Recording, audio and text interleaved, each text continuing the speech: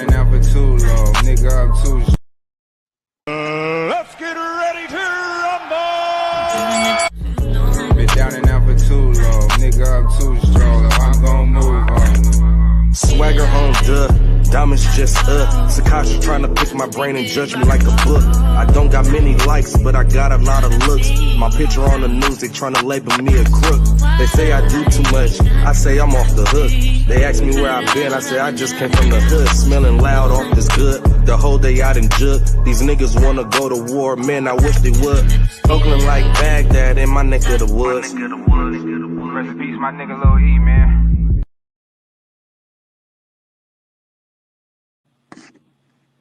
At the roots, he let the beats build, bitch. And we never switch.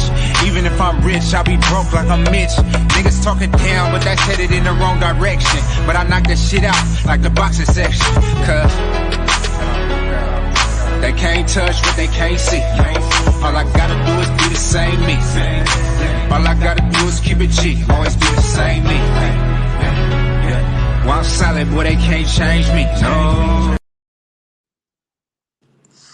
What's going on? What's going on, man? We live from the boxing section, man. What's going down? What's going down? Shout out to my dog, Big Lloyd, in the crib. What's going on?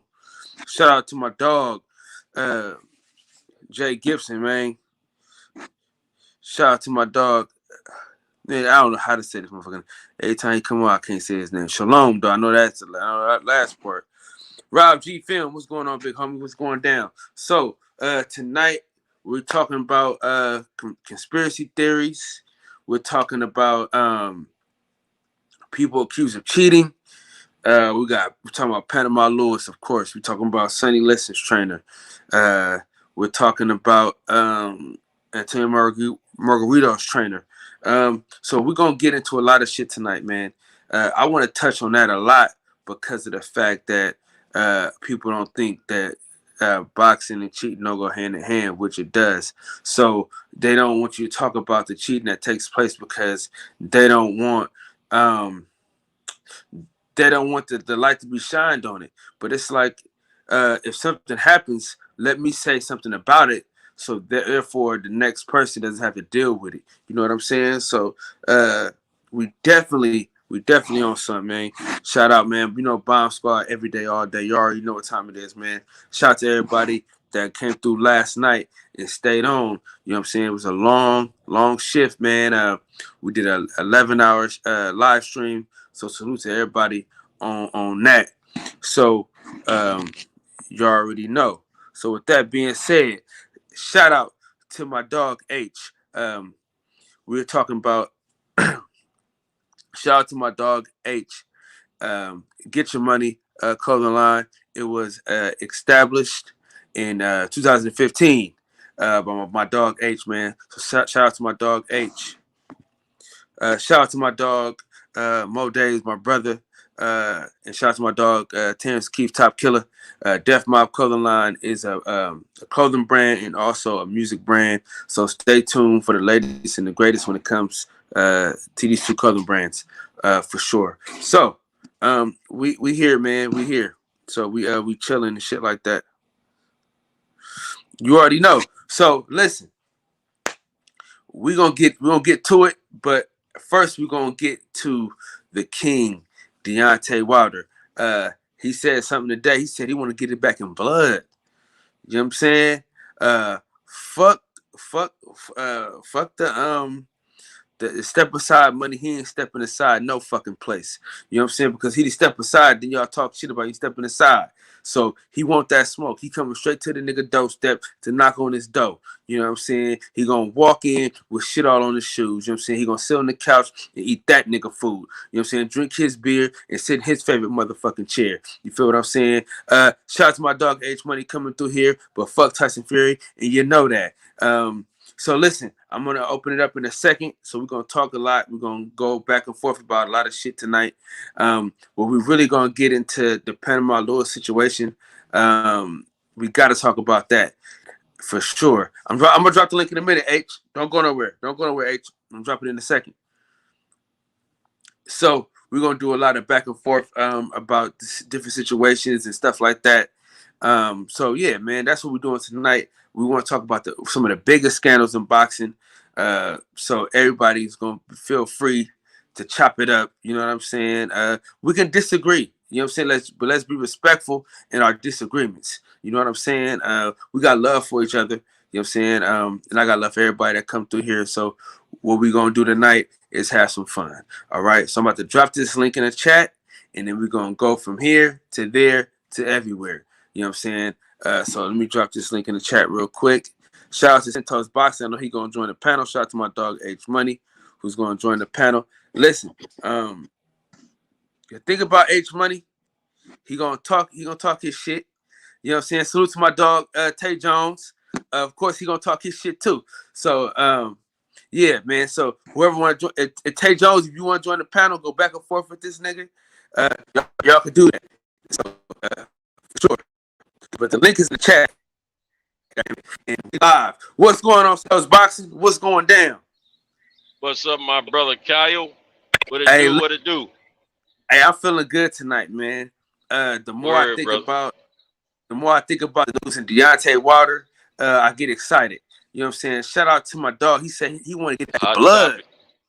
Hot you hear topic. me? Hot he topic. To get it back blood. You hear me? Hey, but I'm telling you, man, they don't woke up a sleeping giant, man. They don't woke up a sleeping giant. There's gonna be some bodies hurt. The next 3 bodies gonna be seriously hurt. I'm telling you. Listen, he gonna get it back in blood, man. You know, I'm now that I think about it, I'm happy all this shit happened because it's a new fire that has been lit. You know what I'm saying? So yeah, we ready to go though. We ready to go for sure. Everybody's in here though, man. Everybody's in here. So the link is in the chat. So you want to come on and talk, we can. Just be respectful, and that's all I ask. But so tonight, Centos, we're gonna dive deep into some conspiracies. We're gonna dive deep into some cheating that has taken place. We're gonna talk about those aspects tonight, for sure. That's what we're gonna. So that's what we into today. You know, we gotta say something about Deontay Wilder because just the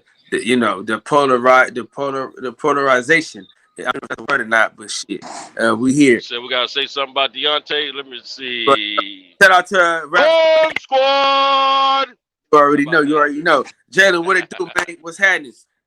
So we all here. Yes,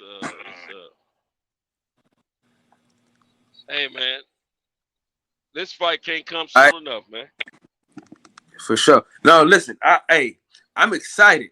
You know, I'm super excited. You know what I mean? I'm super excited, dog. But let's.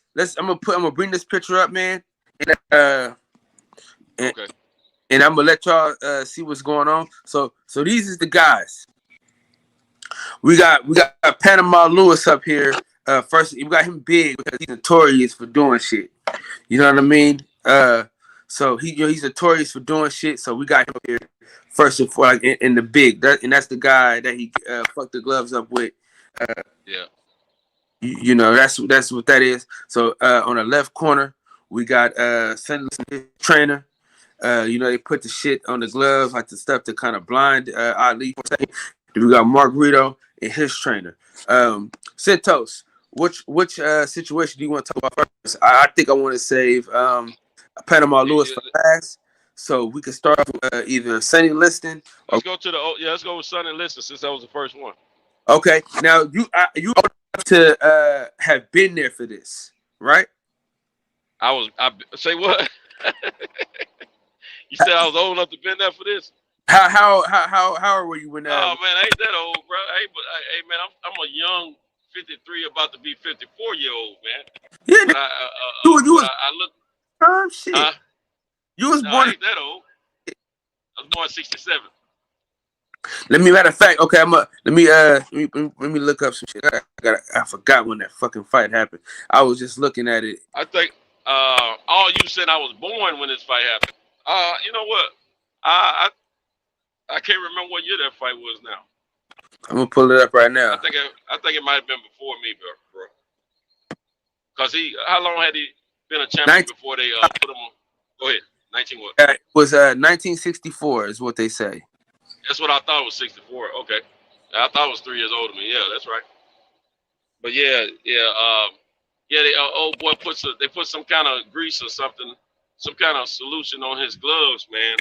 So when he hit Ali in the face, get all in his eyes and stuff, and that's why Ali come out blinking for a whole round.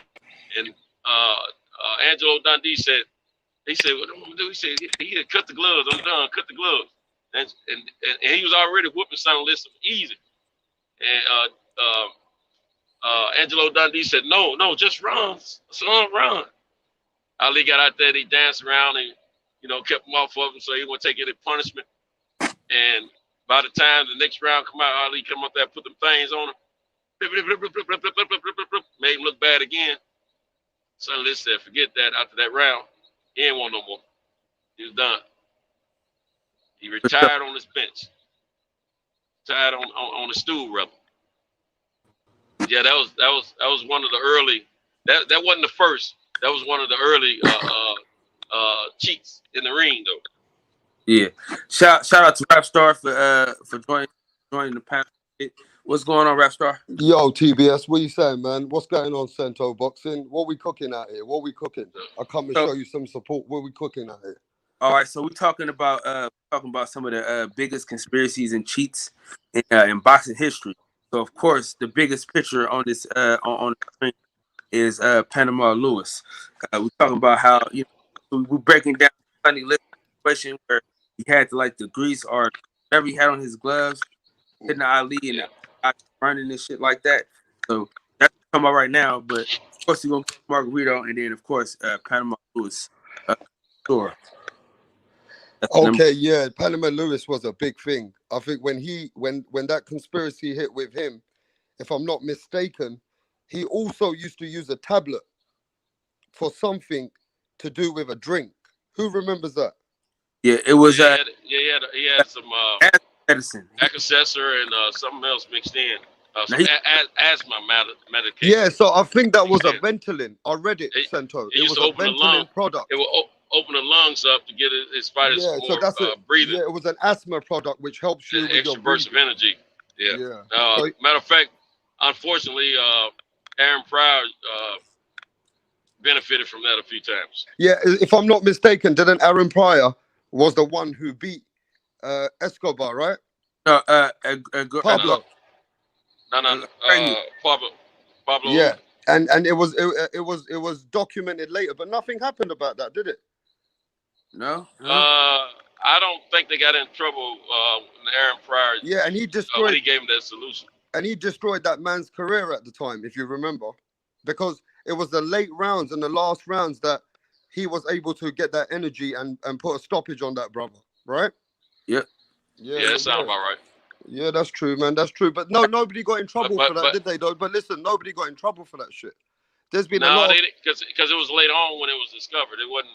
They didn't know about it right then and there. But But Aaron Pryor was known for having a lot of energy even before he got with Panama Lewis. I mean, he was called was it Chicken Hawk or something like that. Let me tell you a little bit about Aaron Pryor. Tommy Hearns lost to Aaron Pryor multiple times in the amateurs. That's how good Aaron Pryor was. He was a great fighter. He had some kind of I can't remember what his record was in the amateurs, but it was a pretty amazing record. He was just that good. He had a burst of energy all the time, even before he met Panama Lewis. So I don't, it probably didn't seem to the naked eye too abnormal for him to have that extra energy in a fight because he was always a high volume puncher anyway. He was a good fighter. He was one of the greats, even without that. But that wasn't really like you said, Rapstar. That wasn't but they destroyed that boy. They caught him in cheating. They destroyed that boy, didn't they? They destroyed that young boy, didn't they? I can't remember. They probably did, but the biggest blot on Panama Lewis's record is when the fighter that's next to him. Panama Lewis was banned from boxing. The fighter was banned from boxing. His life is very much destroyed because he ended up killing the guy. because of what Panama Lewis put some hard plaster in his glove. Now the kid that the boxer himself claims that he didn't know about it, but there's no way you can't know that somebody's putting this hard plaster in you and wrapping your hands with it. He knew about it, and now Panama's never admitted to it. And but I think Panama might have done some time behind that. Both of them, as a matter of fact. But yeah, they both went to jail. They both went. Yeah, to jail. I think they both went to jail. I think Panama Lewis, some kind of way, was able to stay connected to boxing though. But the guy that died behind that fight was a Nashvilleian. He was from where I'm from. He was a promising prospect, and that fight right there just messed him up. It was crazy, but that was one of the biggest things in boxing that was really bad. He damn near could have. He damn still almost won in that fight. Shout out to my dog. He was damn near still about to almost win that fight. He was still fighting. Yeah, he was. Yeah, but you see those things in those days, right? It's because of things like that.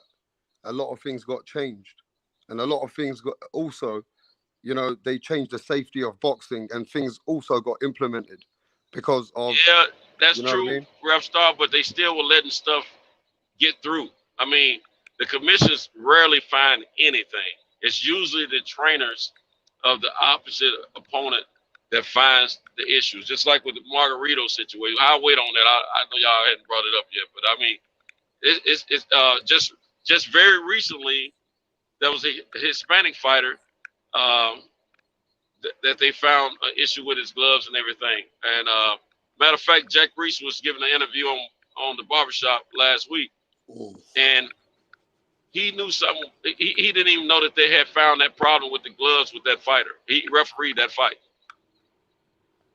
So, I mean, stuff is still getting through. So you can never be too careful. You just have to have a good team that can watch everything in your behalf and stay on top of it. I'm always say this. I think they need to wait till they get in the ring, put the gloves on. I really think they need to do that.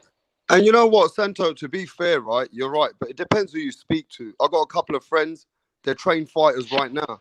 And I spoke to a friend the other day, and he was telling me how fucking strict they are, bro. He goes, how these motherfuckers... Now, let me tell you what they were doing. They were fucking... Even if the fighter needs to go to the restroom, yeah, or to the toilet, these people, they won't even let the man go to the toilet. They have to follow the man to fucking the restroom. Yeah. Right? So it depends who you speak to. And a lot of people, what I speak to, they say to me, yo, Rap Star, this motherfucking shit is crazy.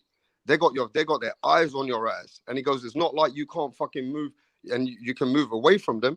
He goes, they're going to be on your ass even if you go out on a phone call or you're going straight to the restroom. These guys are following you. So it depends who you speak to, Santo, now.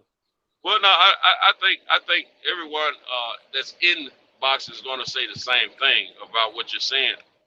It's not they all talk about all the above board trainers and managers and any other boxing they all gonna speak about all this the securities that are in place. They have the securities that are in place. Let me just give you an example.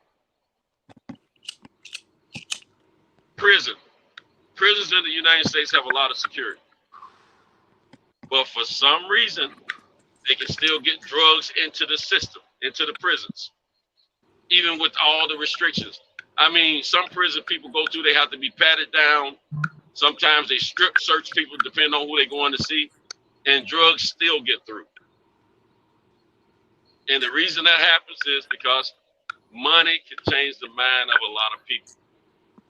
So boxing is no different. Yeah, they got great. Some states have more strict commission employees. Rules and regulations than others.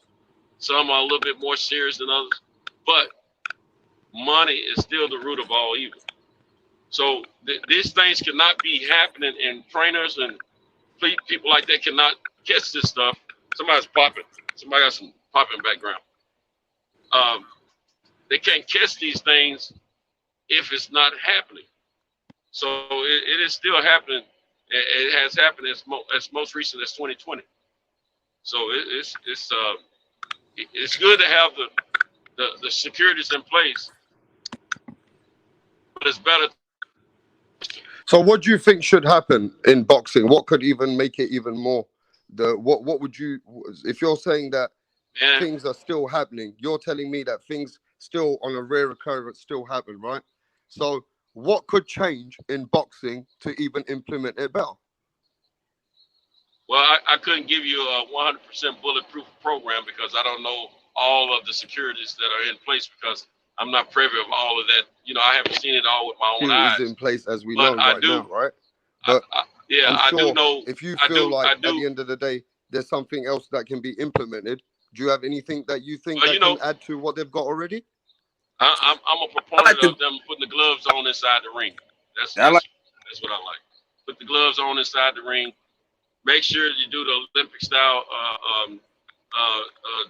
drug testing, and you know, just gotta, you know, everybody. I mean, and then when the boxers get inside the ring before they put the gloves on, not only the opposite corner should do a final inspection of the wraps, but so should the referee. And it doesn't take long to do that stuff. All the little pageantry they doing, got time to do that stuff.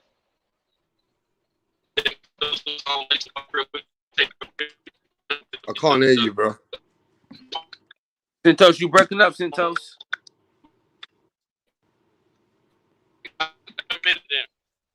You breaking up. How we doing? Okay, I'm breaking up. You know, I'm in the country, man. Yeah. Okay, I'm still breaking up. No, I can hear you now. You can hear me? Yeah. Well, I was saying, when they come to the ring, the opposite corner should do an inspection of the wraps, and the as well as the referee, and then they can put the gloves on, lace them up really quick, tape them up really quick. While they doing all that pageantry in the ring and stuff with the, you know, announcing the fighters, all that kind of stuff, they can do all that stuff, you know.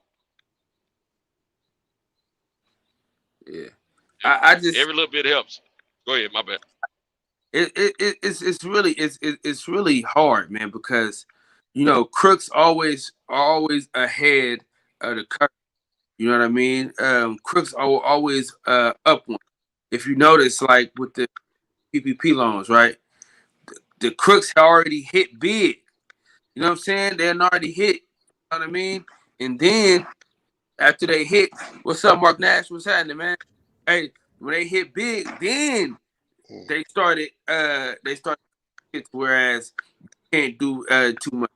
Same with the EDD loan. You know what I'm saying? So most of the time, like back in the day, man, I ain't gonna the statute of limitations are up. So back in the day, I used to still coach for Macy's, right? We used to put them on, walk out, boom, straight through, right? Then, you know, they started getting hip to some shit. So then they started putting the sensors up, right? We'll walk through. So then they started putting the cameras up, right? We still was walking through. It's still getting hella coats. You know what I'm saying? And then they came with the loss prevention niggas. You know what I mean? So crooks are always one up on a situation most of the time, if not all of the time. You know what I'm saying? Like Shinto said, man, contraband goes into the jails at all times. You got 100 inmates with cell phones now. You know what I'm saying? They getting all type of food. You know what I mean? They eating steak. Shit, I seen one picture, motherfucker had a dog. So, you know, shit like that happens. Shout out to my dog, Mark Nash, man. Shout out to the Breaking Beats King, man. What's going down? What up, dog? How you feel? Oh, man, you know I'm good, man. Another one like the other one, same superheated, you know. Chicken one day, feathers the next. Yeah, I had to change my I'm in here doing some work. How my audio sound? I'm on a different setup. I'm actually talking on a laptop now. You good. Yo, shout out to Rap Star, man. I hate he left, man. Shout out to Rap Star, man. Yeah. I like that logo, man. It look real clean. You know what I'm saying? Hey, Man, I want to say this to my brother Centos though. Centos, I don't know if you and I traded dialogue about this before, but man, they ain't gonna put them. Man, they can't, it's not good to put the gloves on in the ring because they need to try the gloves on again. You know what I'm saying? We seen guys with gloves. Go ahead. I'm sorry. No, you go ahead. My bad, Mark. Go ahead, bro. Yeah, what I was saying is, well, thank you. And what I was saying is sometimes you want to try the gloves on in the back. Like it might not feel the way it felt before. That's why you have an alternate pair. I remember when Tank fought Santa Cruz, Leo, they were saying, hey, he switched his gloves around. But those gloves it was all on the up and up. You get what I'm saying? Nothing came from that. It was all in the up and up. And that's going to happen in boxing. Guys going to switch out gloves the day of. You know what I'm saying? Boxers are real superstitious too. You know what I'm saying? So, but also even once you put the gloves on, you want to hit the pads a little bit. You got to warm up, and you need to warm up with the weight of the gloves on you. So I got to disagree with you on trying the gloves on and, getting taped up in the ring. I hate that. I even hate the fact that the guys wait in the ring so long before they come out sometimes. Like national anthems should be done while the boxers are in the locker room, still hitting the pads, warming up. They can do whatever, but I hate when the boxers are in the ring and now we're doing national anthems. Do that before they come out. But you know why? You know why they do that though? That's they don't do it all the time because I've seen nowadays I'm seeing it done. Like I said Canelo. Canelo, yeah, Floyd has done it that way too. Floyd has had it done with him in the back, and you'll see him hitting the pads with Roger. Rest in peace. While the national anthem is going, like it's all about who's in charge. I realized once Floyd got in charge, he started making sure that shit was done before he came out. And when he come out, he ready to go. You get what I'm saying? I had you waiting there all day while the OJs are singing. You get what I'm saying? You know what I'm saying? True story. Backstabbers. You know that nigga. Hey, look, even Emmanuel Stewart, who was slick hating on Floyd early on that fight, he was like, "Hey, this the OJ, just the real OJ." I was like, he was like, "This ain't no CD playing." Like he was geeked about the OJs being there. I thought, look at him. That's his music, right? That's his oil. And it was for the Shane Mosley fight. If y'all want to check it out, For the Love of Money, he was like, "Hey, this the OJs." Oh the OJs. Yeah, he fanned out over that shit. But go ahead. But thank you again for having me on, Kyle. It's a pleasure being here. Shout out to Fred, man. That was a great show over there, man. Oh, you right. That was a great show. You know how we get down. Listen, Mark Nash has one of the best shows. Built, you know what I'm saying? Built correctly. You know what I'm saying? The way he does his shit, man, is solid. You know what I mean? He has like a real live show, man. It's a fucking production, man. And it's an honor. Oh, you peep that. You peep how I even try to time it, right? Because I know in the future I'm going to be chopping these up in segments. So that's why I'm like, okay, this is the first 20 minutes. Okay, the next 20. All right, okay, this is the last 30. Okay, this is the last hour. I know this is going to be the bulk of the show.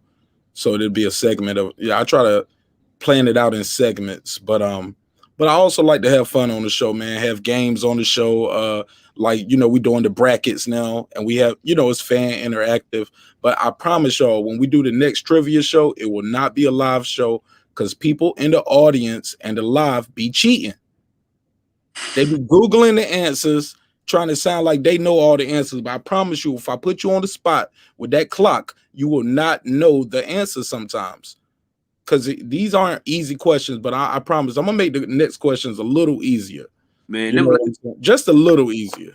Listen, them last questions hard than a motherfucker, dog. You Some had of them shits were easy, like the Howard Cosell. That was an easy question. Like them Ali questions were easy. Like some people didn't know his name was the Louisville Lip. I was like, what was his name? What was his nickname before he was the greatest? So people was just automatically saying Cassius Clay. I didn't ask you his real name. I asked you, or his birth name. I said, what was his nickname? People didn't know the Louisville Lip. And you would learn that just by watching your show, Kyle, when y'all was talking about the Godfather of Harlem. You know what I'm saying? So yeah, man. So salute to you, man. You have a dope show here. I'm so glad to be here. Matter of fact, I'm gonna mute my mic and I'm gonna share the link out. Hopefully we can get some people over here too from my audience. I just want to share the brand, you know? That's all love. It's all love. When you come back, Mark, you gotta talk about these different scenarios and situations. Now, there's another one, man, that I couldn't find where the dude put the trainer put something in his fighter's face, bro, or something in it. The fighter was like, man, get the fuck off me. Some shit like that. So I can't think of that shit, man. I gotta ask Drew Tight, man, because Drew Tight was talking about it one day. So I had to ask him about that shit. Well, somebody was saying something about a fight recently with someone. They were just talking about it yesterday. Somebody, Guerrero. They said his dad rubbed some on Tankton was saying that his dad rubbed some on the gloves, and it messed up Berto in the Berto fight. Is that what you're talking about?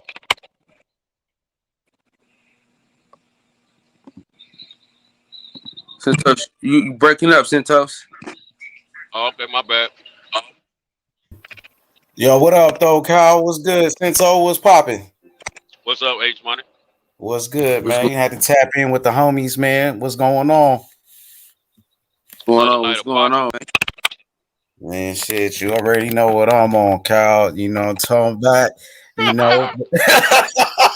It's so crazy to the motherfucker.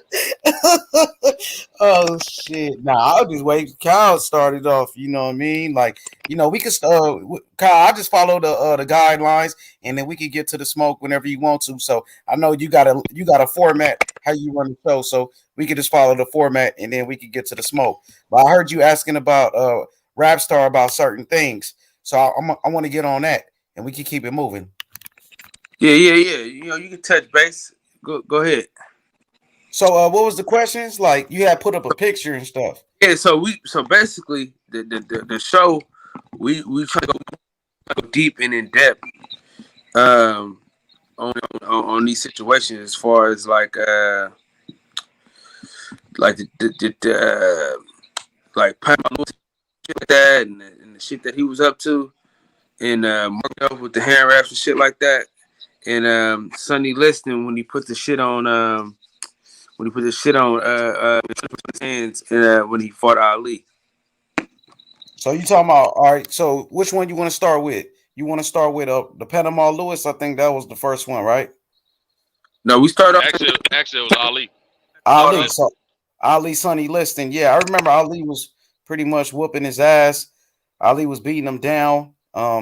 And Sonny Liston had put some on his gloves, like something to blind Muhammad Ali, something to go in his eyes, you know. And Ali, like for a full round, he couldn't even see. You know, well, probably the hardest puncher in the sport at that time, Sonny Liston, knocking everybody out, man. Sonny Liston was like George Foreman before there was a George Foreman.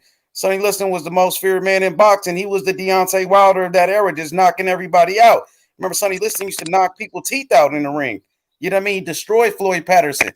So Ali was just whooping his ass. Ali was too fast for him. So pretty much Ali was beating him down so much. You know what I mean? Sonny Liston had to try to cheat. Sonny Liston had some, they put some on his gloves, got inside Ali's eyes. Ali couldn't see. So Ali just had to keep moving until he got his vision back. And Ali ultimately stopped him. Sonny Liston quit. He quit on his stool. You know, and then even in the second fight, Ali knocked him out with a right hand. And man, Ali was a great fighter, man. He's the greatest fighter of all time in my eyes. You know what I mean? So that's pretty much what happened. Shout out to Best Pugilist, man. Salute to my brother. You know the link is always yeah. Crazy, y'all man. Hear me? How's my audio, y'all? Is it good? You kind of choppy though. Kyle, you kind of choppy. Check that camera. Yeah, you like speeding up, Cal, like how I used to be doing, you know. Go to the settings, man, and change your audio. Probably leave and come back, bounce back, leave and bounce right back in. Ass cheeks, man. That's mostly what it is. You're good bro. now. It sounds like you straight now, though. Yeah, it should be going in and out. It's all good. But let's keep it moving, though. But yeah, with Sonny, you know, that shit's crazy, man. How people how they was just coming up with shit back in them days. They was doing hella shit. Like I was watching an interview with one of my coaches, him and Panama Lewis. He said was friends and shit, and he was like, man, you can't do that shit no more, man. The shit that he was doing, he said, man, you can't do that shit no more, man. This ain't the 40s, man. This is the fucking 90s. So he was doing shit, man. He was doing hella just illegal shit. You know what I'm saying? Panama Lewis, man, was known for putting asthma medicine in water. The one I mixed. Not the one I mixed. So Aaron Pryor. But you remember Aaron Pryor, even in the rematch, it was no bottle. It was nothing like no water or whatever it was. In the rematch, Aaron Pryor beat his ass even faster. You know what I mean? Aaron Pryor destroyed him even worse in the rematch. You know what I mean? He didn't have no black bottle in that one. You know, it was no drink I mixed, none of that. Beat the dog shit out of a great fighter in Alexis Aguero. Aaron Pryor was one of the greatest fighters. Now, this right here, the picture you got, that's Louis Resto. Louis Resto right there. Now, that's when they, I believe they removed the padding in the glove. And I believe Panama Lewis went to jail for that. And the dude he fought, I think, was Bobby Collins or Billy Collins. And he ended up killing himself later on. Yeah, and that shit was, you know how they found out the dude had no pad in his gloves after the fight? What's his name? Billy Collins, Bobby Collins, his father grabbed his glove while they, Resto went to go congratulate him, hug him and stuff like that. And his dad grabbed his glove, like, let me see this. Grabbed it, it was no padding, that he got caught just like that. Did he end up going to jail? Now, at first he said he never knew. He said, I never knew the gloves was like that. And then later on, he admitted it. Later on, he admitted that he knew that the gloves was tampered with, you know. So they actually went to jail. Panama Lewis went to jail for that. So, you know what I mean? If somebody actually cheats, they're gonna find out, bro. You know what I mean? You're gonna do your time for it, especially something like that in boxing, which is a deadly sport. So he got busted, he went to jail for that, bro. You know what I mean? yeah. Shout out to James St. Patrick's Day, man. Salute to my brother for coming through here and showing some love. But you know, he was notorious for doing some shit, man. It's crazy how much shit that he got away with, though. You know what I mean? Well, he wasn't the only one, though. That was common back in the day. A lot of that stuff. It's just that he was the one that got caught. A lot of them didn't get caught. They were doing all kinds of stuff back in the day. Remember, smelling salts used not to be a banned substance in boxing. You used to be able to get your fight. Even Ali got. They used to put it under his nose. Smelling salt. You know, they banned that. You can't use that in the corners anymore for fire. To wake their ass up, shit. Yeah. Yeah, they banned a lot of stuff, man, you know. But then you got, I see you got Antonio Margarito over there. So, you know, what you talking about, the Margarito Cotto situation? Was that, or Margarito Shane Mosley? That was Margarito Shane Mosley. That's when they got caught. But he had to do the way he did Cotto and the way Cotto was whooping him. I think he was using it then too. Well, I could say that in that the fight in that fight against Shane Mosley, right? Coach Nazim Richardson inspected the gloves and he caught him. Mm-hmm. Now, in the situation with Deontay Wilder, the guy that checked the gloves for him was JD's, and if the gloves were loaded, JD's didn't do his job, the boxing section, and he shouldn't be working anymore for Deontay Wilder, JD's. But he's still around. You know what I mean? I don't know what the fuck that is about. Like, it is what it is. Well, he throw the fucking towel in, H Money. Who? You know, Mark Breland? Yeah, that's why he got. Well, shit, that's his job. He's supposed to do that. He's supposed to save his fighter, bro. Terrence Crawford, who you know personally, Terrence Crawford said he would have thrown in the towel a round before that. You know, so that's not an excuse to fire that man. That's his job to protect this fighter, man. Yeah, that's not an excuse to fire him, bro. What's worse? Stopping a fight when your fighter can't protect himself, or not inspecting the gloves, doing your job and laughing in the back with Tyson Fury while you're supposed to be checking the gloves? Which one is worse? You tell me. Both are punishable. You know what I'm saying? Bro, oh my! The dude threw in the towel to save his fighter. How many people throw in the towel all the time and save their fighter, bro? That's what I remember. Look, I remember when Mayweather he fought against Gennaro Hernandez, right? His first title shot, and Gennaro Hernandez, his brother, threw in the towel. You know what I mean? I remember when Diego Corrales was getting whooped by Mayweather. His father threw in the towel, and Diego Corrales was yelling at him, screaming at him, but he cared about his son. Mark Breland cared about Deontay Wilder. He cared about him. He did what he was supposed to do. Throw in the towel like Terrence Crawford said. You know what I mean? But that just we just looking for somebody to blame. He threw in the towel, so it's just a blame game at the end of the day. Even Andre Ward from Oakland said it, you know, that Wilder needed somebody to blame, and he chose, of course, Mark Breland to blame. You know, the black guy, let the white dude do what he want to do, but it's all good, man. You know what I mean? Life goes on. I'd have fired both of them, to be honest with you. So, shit, dude still got a job, though, Cal. Jay but still over there. Yeah, because it's other shit that we are not privy to. Like what? You know what I'm saying? We can't speak on shit that we don't really. But we don't speak on Mark Breland, though, all the time and throw his name under the bus. But how you know? Listen, bro. Can we just be real, bro? Be real as possible. Listen, Deontay Wilder as far as he could take. It's being real, dude. He the one. Hey, he did pretty good, though, right? He did pretty good, though, right, Cal? With 40 knockouts, WBC champion, only one loss to the number one heavyweight Tyson Fury. That ain't bad.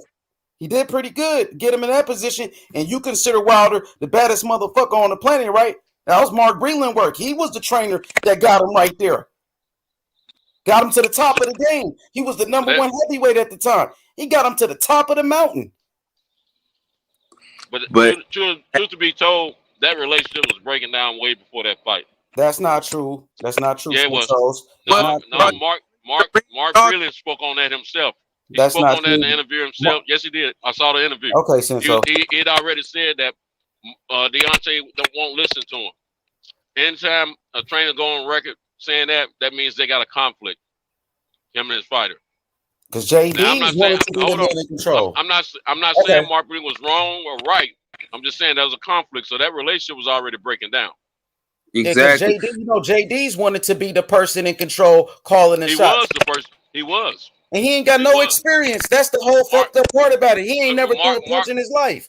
JD's ain't never threw a punch in his life, bro. Mark Breland, Olympic gold medalist, two-time world champion. I understand that, but you gotta remember, it's Deontay's choice that put Diaz in that position. And he wrong for that. Deontay chose to be like, well, we can't really say that. Wrong for that. Hold on. Deontay started his career as an amateur with that guy. So he trusts that guy. That's why he's in that position. So we can't really say that. Yeah, hey, Sensos, he sure didn't do his job. He was the fucking snake, if anybody, that was supposed to check the gloves and didn't do it. So I'm not speaking against that. I'm not in disagreement with that. He should have caught whatever problems that was going on, but at the same time, I'm just saying what the issue is that I know of. I can tell you that it was some bullshit. No matter what, it was some bullshit. But I'll leave that alone. I'll leave it alone for now. It was some bullshit. Shout out to my dog. Hey, fellas, I'm on that highway. I'm gonna get kicked off. I'm gonna get kicked off in a minute. Now I'm gonna come back in. Okay. All right, Senso, brother. Be careful, Senso. That's my dog Bird, man. The biggest of the channel, man.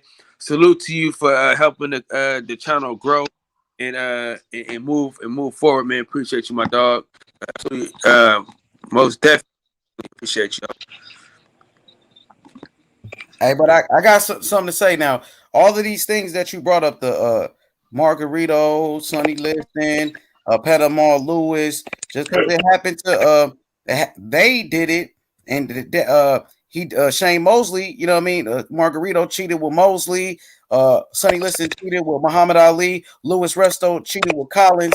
That don't mean that it happened to Wilder. That definitely don't mean it happened to Wilder. If that was everybody got busted on this. Everybody got busted right here on this screen. Why would Tyson Fury ain't get busted if he cheated, like they say? You gotta let shit play out though, H Money. We did. It's over a year. More than a year. My boy, you gotta let some shit play out. See, I got you. That's what I I'm got saying. you, Cal. I'm gonna fall back, Cal. I got you, G. I got This is you. what I'm saying. Listen, you got folks' number that you could call and talk to about this shit. That could really Talk to them about what, Cal? Ain't nothing to talk about. We got facts, bro. I got you, Cal. I got you, bro. Listen what I'm Ain't saying. nothing to talk about though, Cal. That's all I'm saying. It's some shit that can't even be talked about because when niggas are No, they don't want to talk about it. That's the only thing they don't want to talk about it, Cal.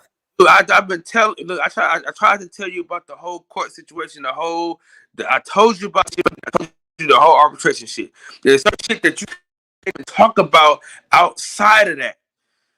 So it's so many orders for the judge to say you can't speak on this, say this or say that. That's why if you watch the interview with Deontay Wilder when he was on the Last Stand podcast, you would see there's a lot of shit that he couldn't even say. He couldn't even elaborate on because I can't. So you just let the shit play. I got you, Cal.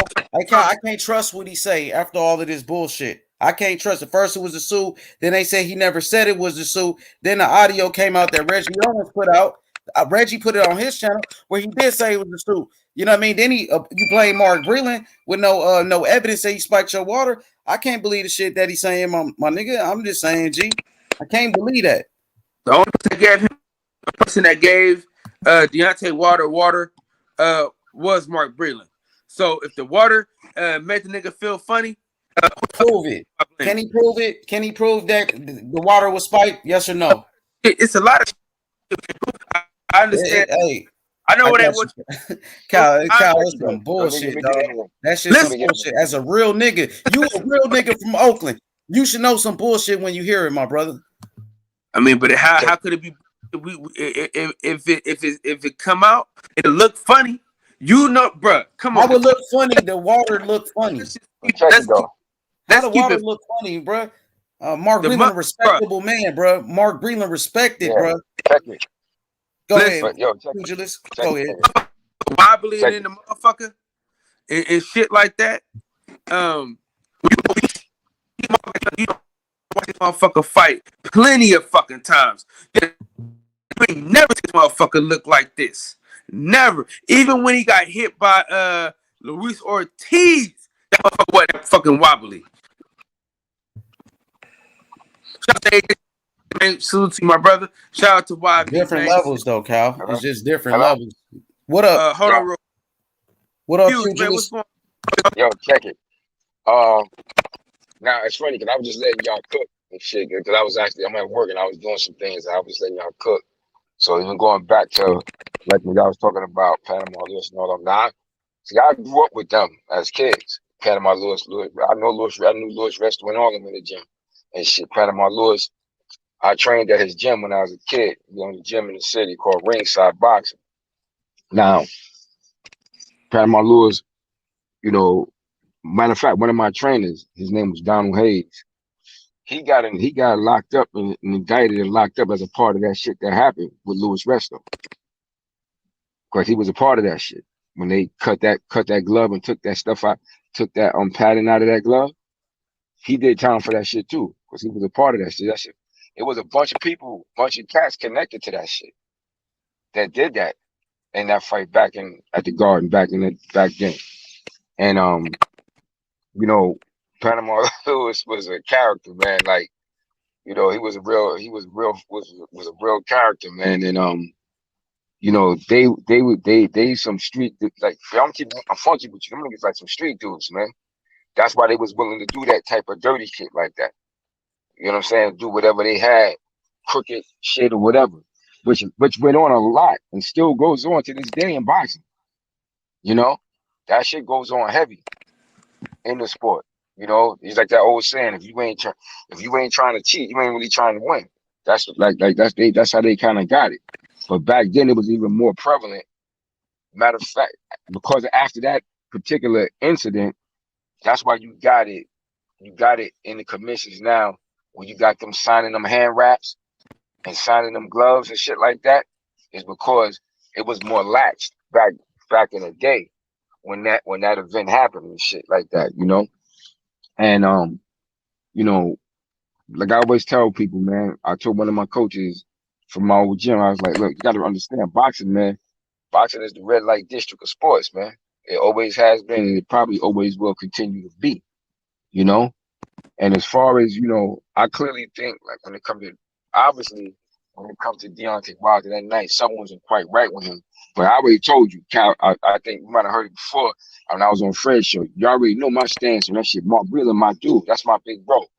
Mark Breland that's a brother of integrity.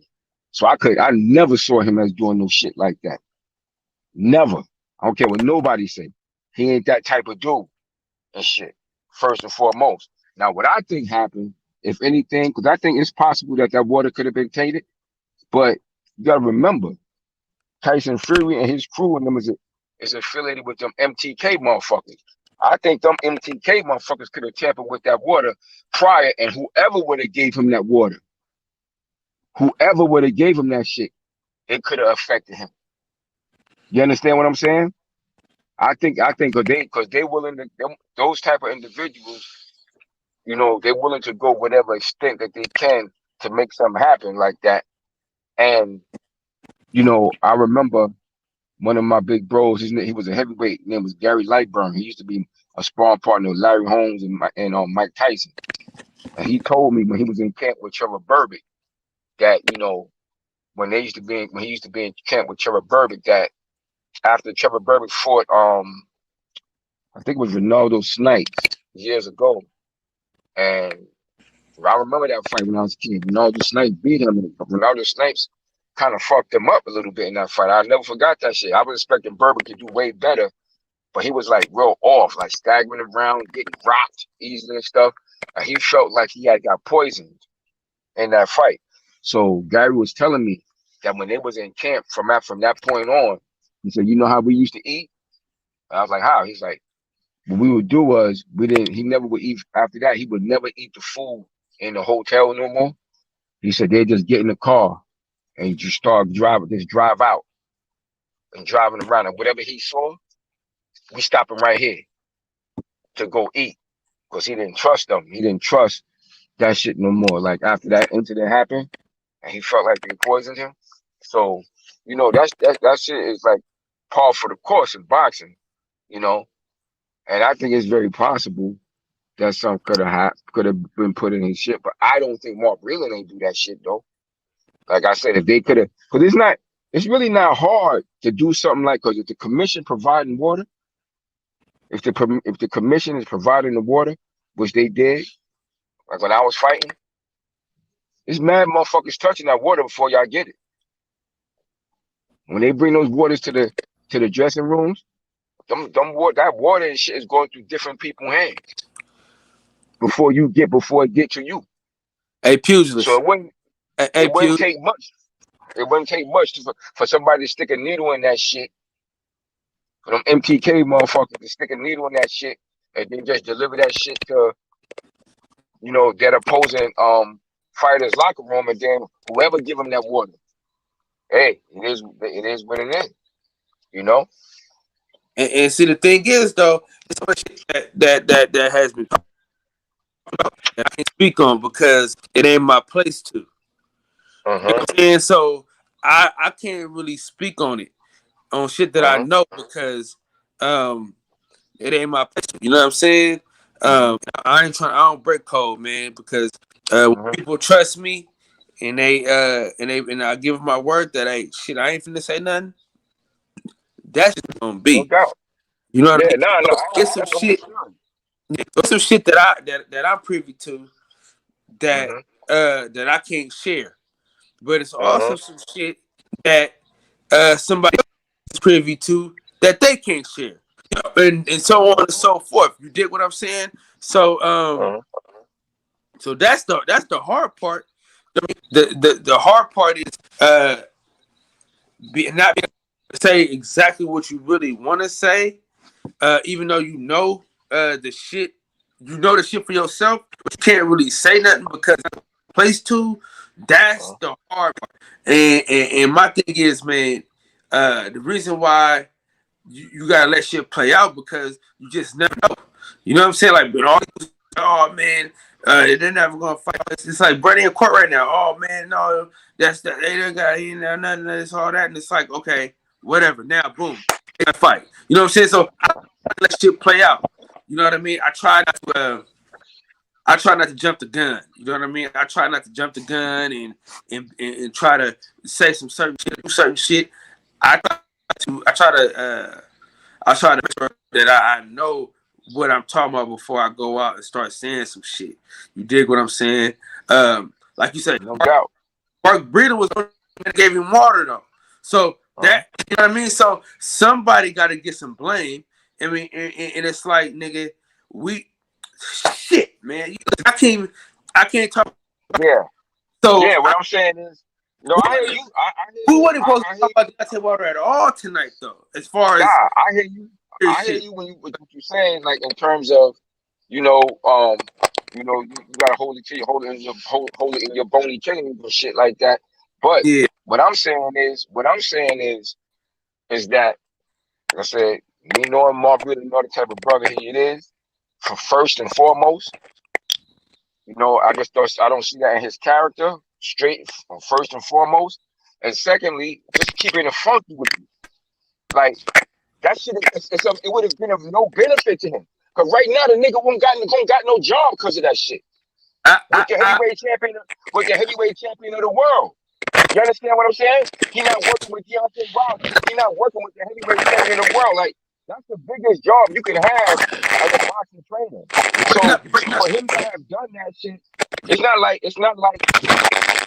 Mark is the most sought after trainer in the world. I got some background noise. Yes, I think that's Cal. I think that's Cal. He said because he been coming through choppy the whole time he been on. Yeah, he been coming down terribly choppy like the whole time since I've been on. How you doing, bro? Yeah, what's up? How you doing, bro? Yeah. How you doing? Yeah, so see I think that's Cal. That might be his Yeah, I think my shit. Yeah, because the whole time he was coming through choppy. Yeah, I think that's Cal shit. Like hit the settings button and for the audio, Cal, see if it'll help. Yeah, go to the audio. Yeah, but that's all I'm saying. Like in terms of like I said, in terms of when it comes to that, like I said, it would just be completely of no benefit for Mark to have done that. And it ain't like Mark, is the most sought after trainer in the world like that. You got a nice in that situation, you got a nice fighter that you're working with that was pretty much on the top of the world. Is of no benefit to him. Because like I said, right now, he ain't working with him right now. And he ain't really working. He don't got nobody as big as him to where Deontay Wilder ascended. But I do think it's very possible because in my heart, I feel like because of that, Tyson Fury is associated with them MTK motherfuckers. That's a fact. He's associated with them. Those his peoples. You understand? And it would have been quite easy for anyone that's a part of that crew to tamper with that water, and whoever would have gave him that water would have tampered him. That's it. That's it. Yeah. Because I know for a fact when I was fighting, like when the commission is providing that water, but I don't know who was touching that shit before we got it in the locker room. Exactly. They brung it to us in the back. You understand what I'm saying? So that's what I'm saying. That's why I don't feel Mark ain't do that shit. And if the people that possibly may have been doing the tempering look like the people that were bringing it in, who knows? You know what I'm saying? Exactly. They could have. You can camouflage in with people of likeness and get away with some stuff. You know what I'm saying? Yo, that shit is so easy, man. It is so easy to do. It ain't called organized crime for nothing. With nothing. Nothing. And at that level, which we clearly saw that they getting down with multi-millions of dollars. Multi-millions of dollars at the highest level that they doing that. They're not doing that shit on no little, man. They're not doing that on no little penny handy street corners. They doing that shit on big levels, man. You understand? So to me, Once I saw that documentary, that shit made all the sense in the world to me. Yeah. When I watched that shit made all the sense in the world to me. I was like, if something happened, they was involved in it. And MT, and who is MTK Global's biggest fighter on their roster? Who produces the most for them? Tyson Fury. Absolutely. Tyson Fury. Absolutely.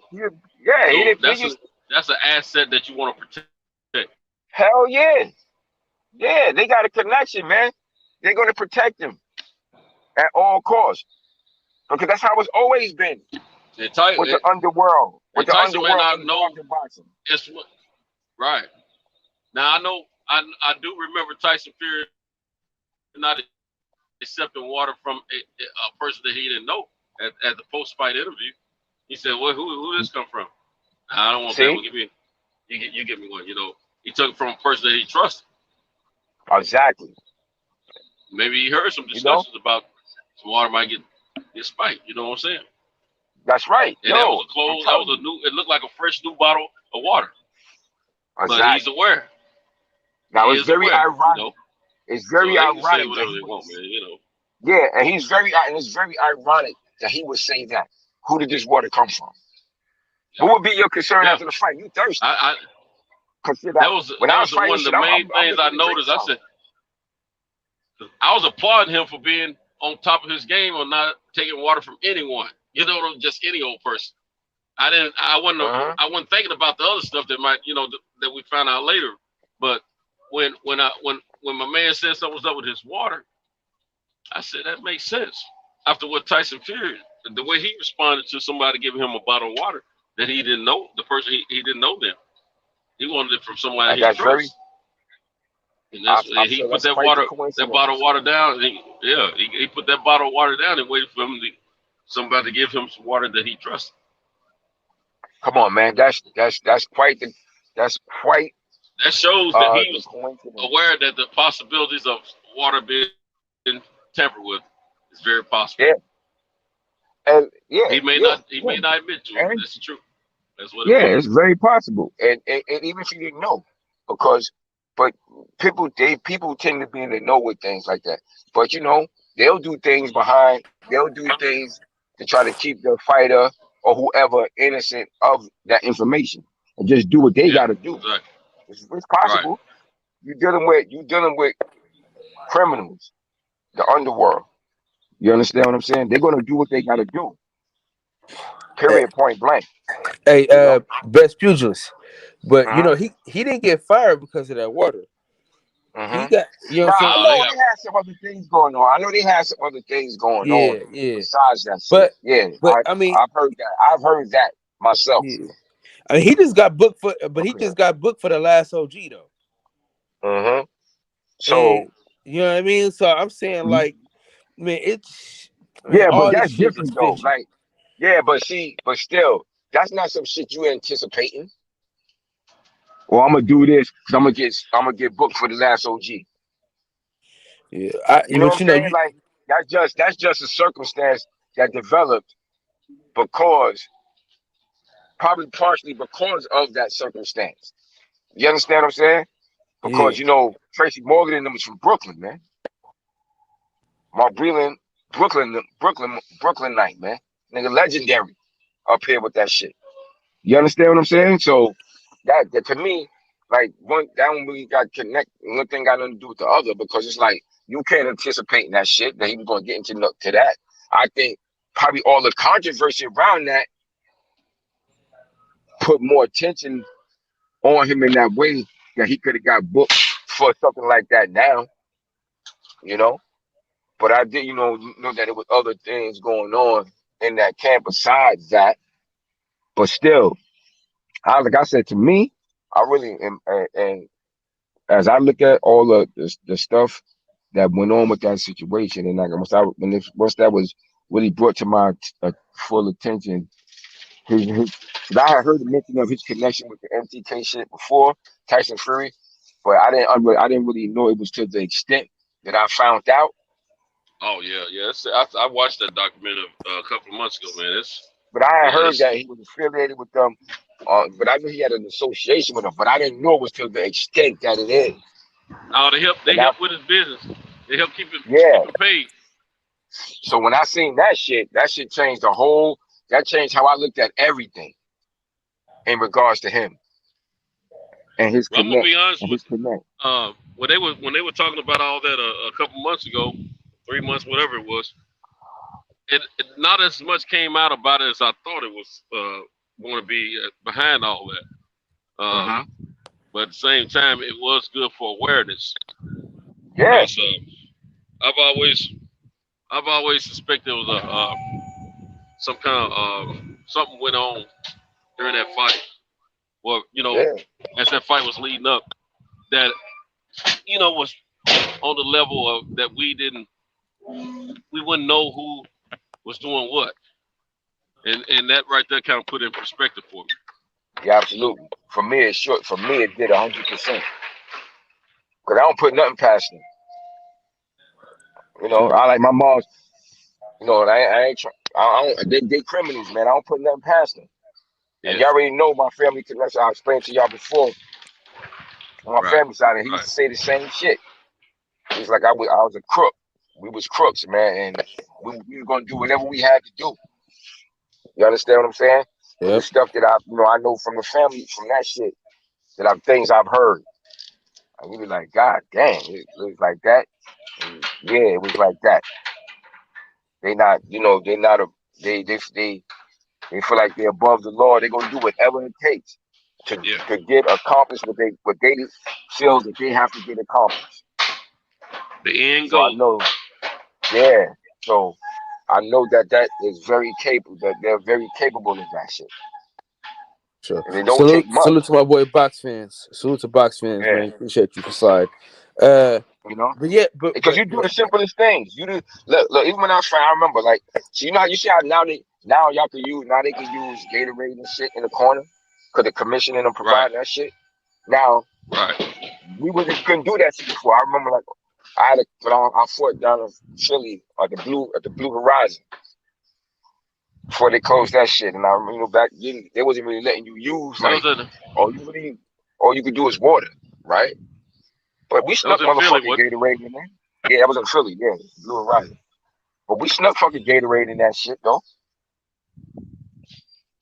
We snuck in the clear game. I snuck in the clear. We snuck in the clear Gatorade. That shit looked like water. It was like the lemon flavored shit. It looked like water. So we snuck that shit in. My trainer, and we drinking that shit, and like he using that shit for me to drink. To hydrate ourselves and shit like that. Cause I had to make fucking weight. So, and that was the simplest shit. So I know, people are quite capable of doing more shit, man. Because like I said, when we got those waters and things like that, they wasn't we didn't know where that shit came from, other than we knew it was provided by the commission. So all we knew. That it was provided by the commission. So it's like I said, for me, that shit is not far-fetched at all. And when like I said, that shit changed my whole view of it. Once I seen that documentary, I was like, he deeply connected to that fucking organization. I'm like, that says it all. That said it all for me. I ain't need to see nothing else. So do you think it's beyond? Do you think it is beyond him to have gotten paid though? For Mark? Yeah. Hell no, Mark. Hell no. No, he ain't. No, he ain't getting. Hell no, I couldn't see him getting paid for that shit. Not from them. No. Hell no. No. Nope. Nope. Hell no. That'd be like me doing that shit. But they couldn't pay me to do that shit. Hell no. Mark is a conscious brother, man. Mark ain't doing that shit. Shit is of no benefit to him like that. And I can see if he was a big ass, like a top trainer that everybody wanted to work with. You understand what I'm saying? Mark was lucky because I remember when Mark got that job. And Mark got that job through Shelly Finkel and them, man. Because Mark, I told you, Mark got that job through Shelly Finkel and them. Because Mark had money, but Mark had lost some money due to a lot of different things. Business dealings going wrong, a lot of different stuff, a lot of other stuff. So for him to get that job to work with Deontay Wilder was a big thing in his career. So that's not the type of thing that you're just gonna blow off easily like that. Cause how much they gonna pay you? Shit, if you ain't getting paid, to me, if you ain't getting paid $50 million to $100 million, that shit wouldn't be nowhere near worth it. What you could potentially make with him, it's not worth it. You know, a couple like if they paying them $1 million, that shit ain't worth it. Cause you could make much more shit in association with Deontay Wilder being a heavyweight champion. So I just like I said, I just don't see that shit as possible. You know? I'm not rocking with that shit at all. You know, that I'm not rocking with. Like he paid. Nope. I feel I don't see that. I don't see that. I don't see it, man. Okay, so That makes no sense to me. What if he joins Tyson Fury's camp? Then what we saying? If he were to join Tyson Fury's camp, yeah. If that was to really happen, then that would be something to consider. You understand? If something like that was to actually happen, but I don't see that. I don't see shit like that happening. You know, I don't see nothing like that happening.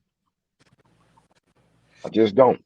And like I said, the brother I know, you know, he just ain't on it like that. He just ain't on it like that.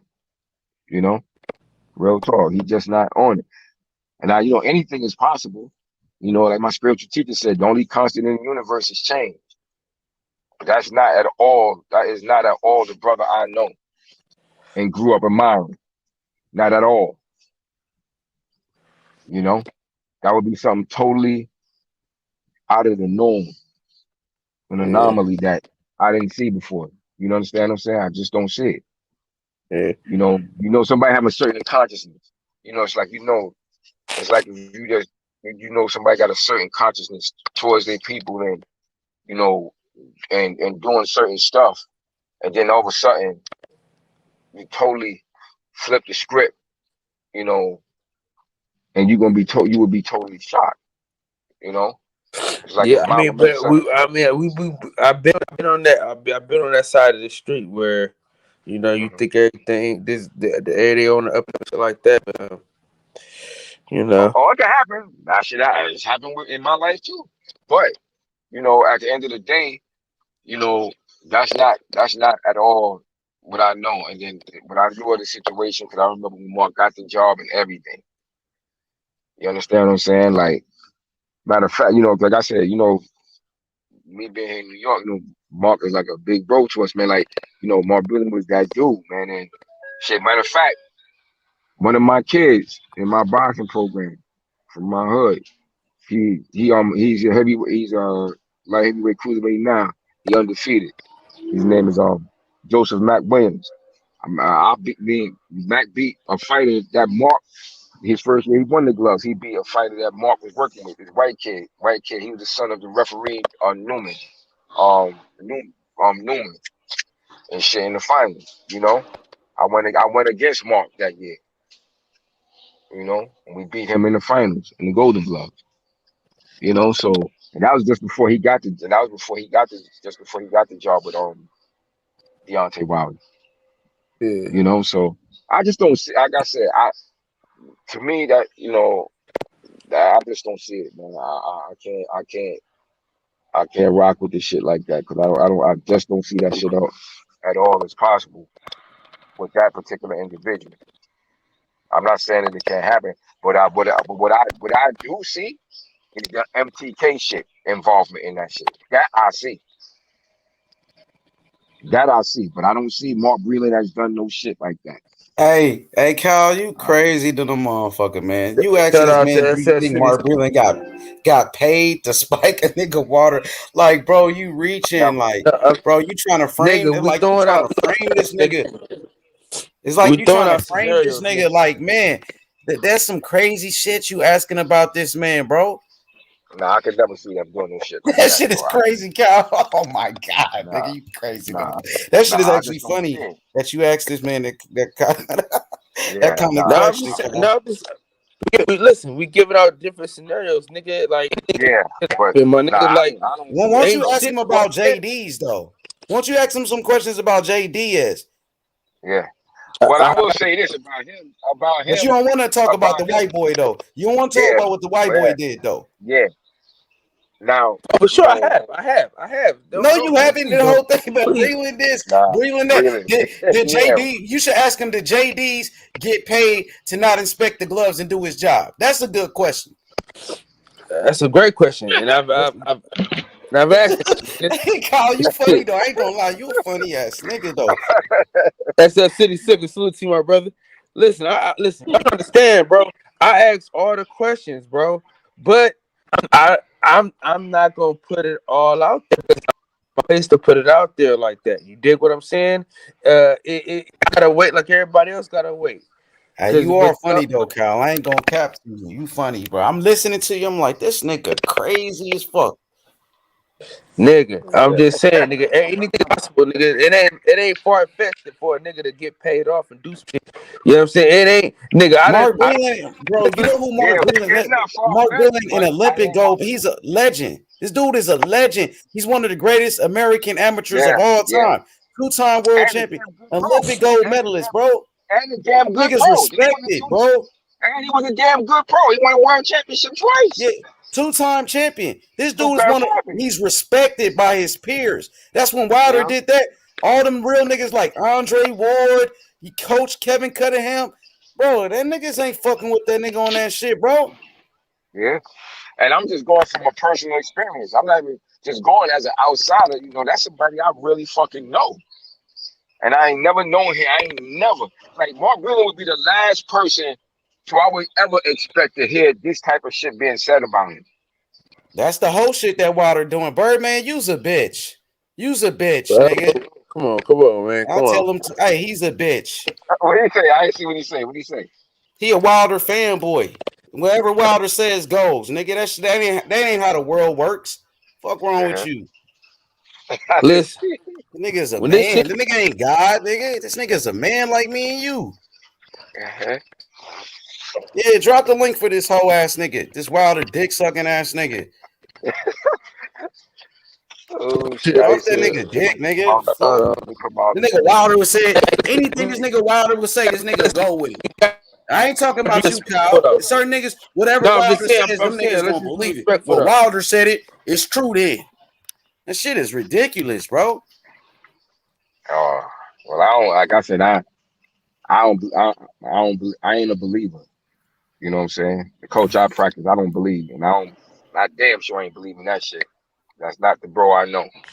Well, hey, if you don't believe, they gonna say you a hater, and you know you not a Wilder fan. That's but I'm a Wilder fan though. Shit. But if you don't agree, they say you ain't a Wilder fan.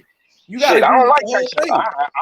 I was hoping that he was gonna knock fucking Fury ass the fuck out this time. You know, I ain't no fucking. You's a bitch. You a bitch. Hey, let me get my say so. Shut your bitch ass up. Hold on, real quick. You's a bitch, nigga. Well, hold up, nigga. You's a bitch, nigga. I showed my face. You's a bitch, nigga. You don't know. You got a lot to say. Show your face, nigga. You hoe ass nigga. Fuck wrong with you. Show your face, bitch. Hey, don't you a bitch, nigga. You a bitch. Show your face, nigga. You got a lot to say. Show your face, bitch. Fuck wrong with you? What you say? Dick sucking ass nigga. Get off Wilder dick. That nigga don't give a first of all, motherfucker, you don't know who you is, nigga. Get man. off that nigga dick, nigga. Dick riding ass nigga. Fanboy ass. Show your face, tough guy. Show your face, tough guy. Bitch. Hey, You ain't that tough, Hey, bitch ass nigga. Get off Wilder dick, nigga. let's be respectful though. Right, man, you a bitch, nigga. Get Let's off be my dick respectful. too. You on Wilder's dick. You on my dick. call another What's wrong with you, hoe ass nigga? do something You's a about bitch. You won't even show your face. That show what type of nigga you is. Man, You scared to shut show me bitch your ass up. face. You hiding You ducking me, behind nigga. fucking, Show your iPhone face if you ain't a duck. skin, Show bitch. your face if you ain't a duck. Right now. Right now, nigga. All right, then. Yo, All right, then, nigga. let's Shut be your bitch respectful ass though. up. Let's be Get off respectful, Wilder's dick, man. nigga. That nigga don't even know you. He don't even know you. Let's be respectful though. I got you, Kyle. Hey, Kyle, I don't mean no harm. You know that, Kyle. I'm gonna fall back and I'm gonna watch. Yeah, get your bitch ass off the panel. God Ass nigga. damn. Yeah, nigga. Body bag, nigga. Damn. The boxing section is Why God. Man, they done take my shit. Why niggas think just because they yell, they give him Boxing section. just because he yelling, he getting off or he Yeah. saying some right. Yeah. Hey, what happened, man? Wow. I don't know. Did he Man, tap my out? shit. Hey, Kyle, I don't see how you let this man come on your page and disrespect you like that, man. You too good of a guy to let that dude do that. Man, listen. This is the thing, guys. You know what I mean? I wouldn't even know how to work StreamYard if the nigga didn't help me. So but see, the thing is, man, I try to. I just want y'all niggas to be respectful. Y'all can go back and forth, and niggas can argue as much as y'all want. The bitches and all that shit. I just don't want that to go down. I understand. Hey, my apologies to the chat and to the panel. But when another man come on here talking shit because he don't like what I said, he want to loud mouth and run out. I have a problem with it. I'm respectful to everybody, but when he do that shit right there, it's on.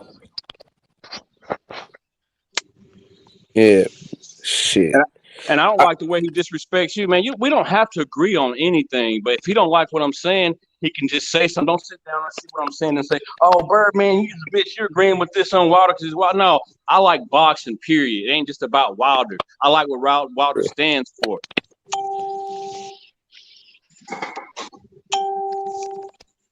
Yeah, man, I don't be wanting this shit. You know, my channel ain't for that. You know what I mean? We trying to. My shit is for everybody and go on. You know what I'm saying?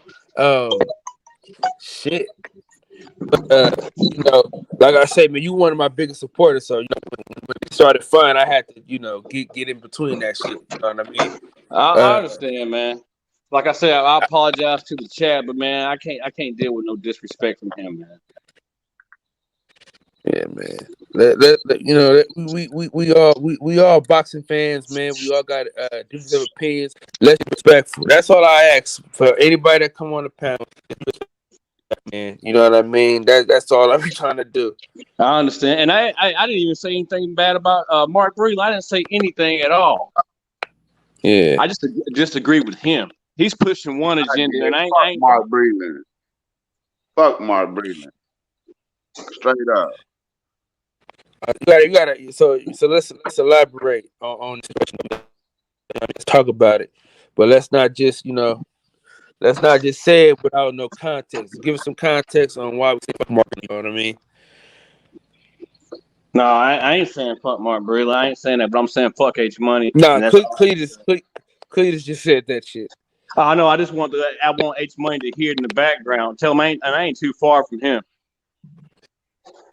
We can't.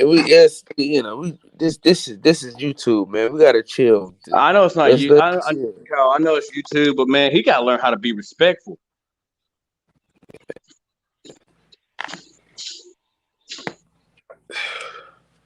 Yeah, man. Let's try to do this, man. Try to talk about some other shit or something. So, all right, I'm gonna get back in the chat, man. Listen, I'm gonna keep it. The thing is, I didn't even want to talk about the Tyson fish at all. That's why he ain't in the fucking picture. The thing was other shit that like came out and shit actually like things had actually happened. I wasn't going on that level of talking about that. I was talking more about Lewis and the shit that he was doing and the shit that Margarito and his trainer did. You know what I mean? That's how I was going with the show, and the shit just went.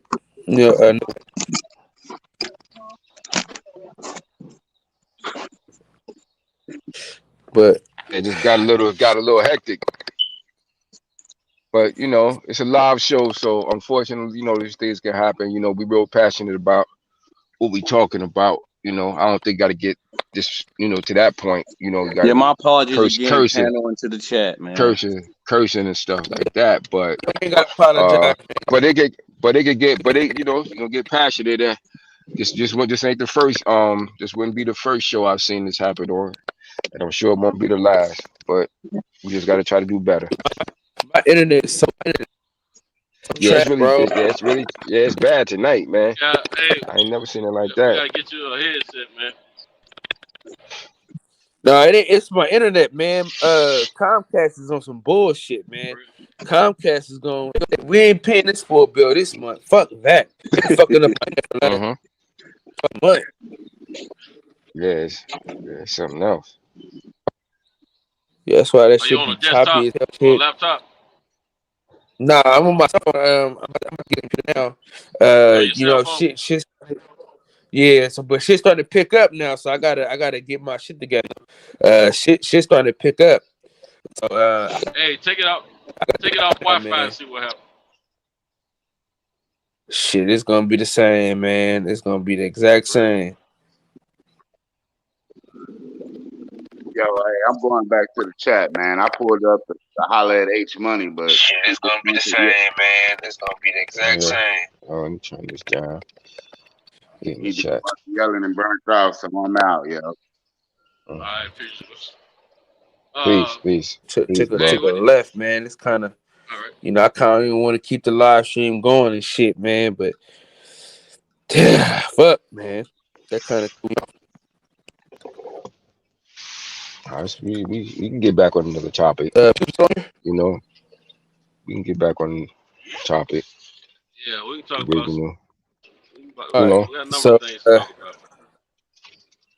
Yeah, man. We supposed to talk about Margarito. We were supposed to get on Margarito though about his hand wraps. Yeah, we didn't get. We didn't get to that point. Yeah. Yeah, we didn't even get to his ass. Yeah, I mean, fuck. You know what I'm saying? You know, he was arrogant in his actions. Yeah. You know, he was real arrogant. Because he knew, you know what I mean? Knew he had an advantage.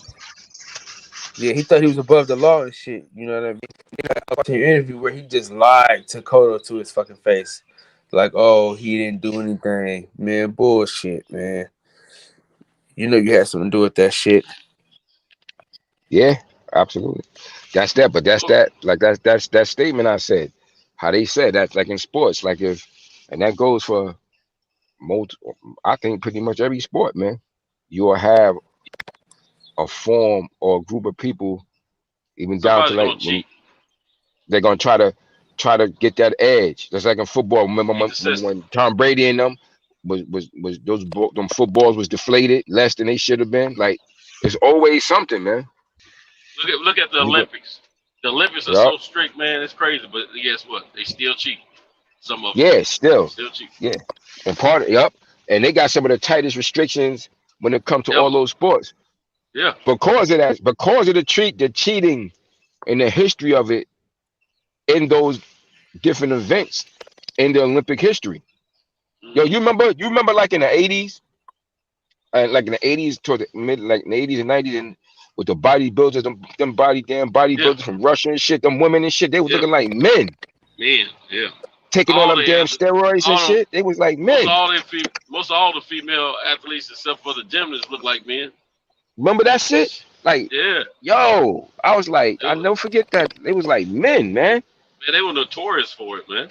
Notorious for that shit. When you think of PED, you think of Russia. Yo, yeah, but sure. They was the kings of that shit, and they forced so many of the other nations to get in on that shit. Yeah, because that's why so many of the other nations got in and started doing it because of them. Yep. Because they was doing it at such a high level, they forced other teams. Just like you had my man. They were so dominant about a lot of sports. Yeah, you know. Yeah, because of that shit, man. And they was allowing them to do that stuff, and it was ridiculous. And that's for so many other athletes who felt like they had to do that to compete. The craziest thing level. about it, there was only 2 teams that the American boxing teams had to worry about in the Olympics. And that was Russia and Cuba. In Cuba, yep.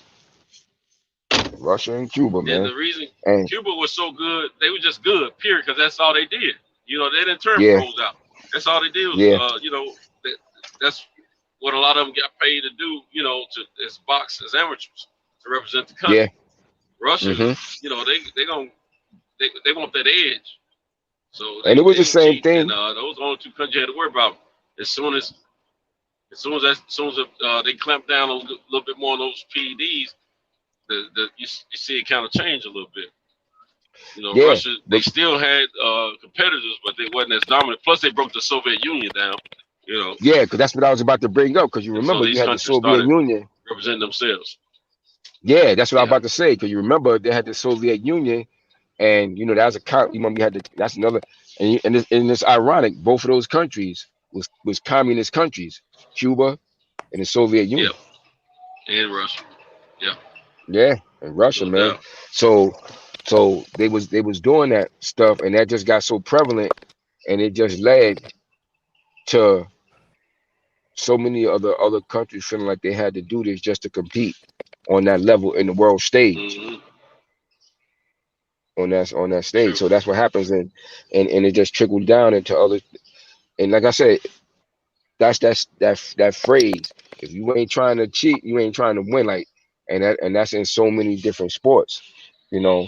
They're trying to do that, get the edge, and you to take that shit like how we talking about Margarito, like, you know, that was just them taking it to the hilt, like trying to find a way, you know, to get an edge, and on the sneakiest of levels, man. Like how the hell they got away with, but I can't say how the hell they got away with that shit, because it was lax. Sometimes it was much more lax in many ways, you know.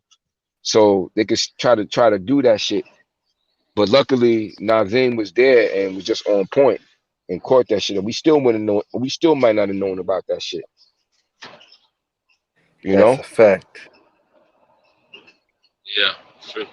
Hey, let me say something real quick about a subject we were talking about initially. And Mark Nash, he brought something to my attention that I didn't think about before. I was because I've been preaching that they need to wait till they get in the ring and put the gloves on like they used to do back in the olden days. But Mark Nash pointed out something that made sense to me, and I remember him being. I know he's right about what he's saying because I remember things going the way they've been going after he said what he said.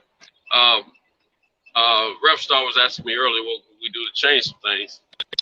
I'm gonna change my statement after, you know, further review, I would like to say. But anyway, after hearing Mark Nash out, if you designate your one guy from your corner that goes over into the opponent's camp, watch the gloves, the hand wraps, watch the gloves being put on, everything.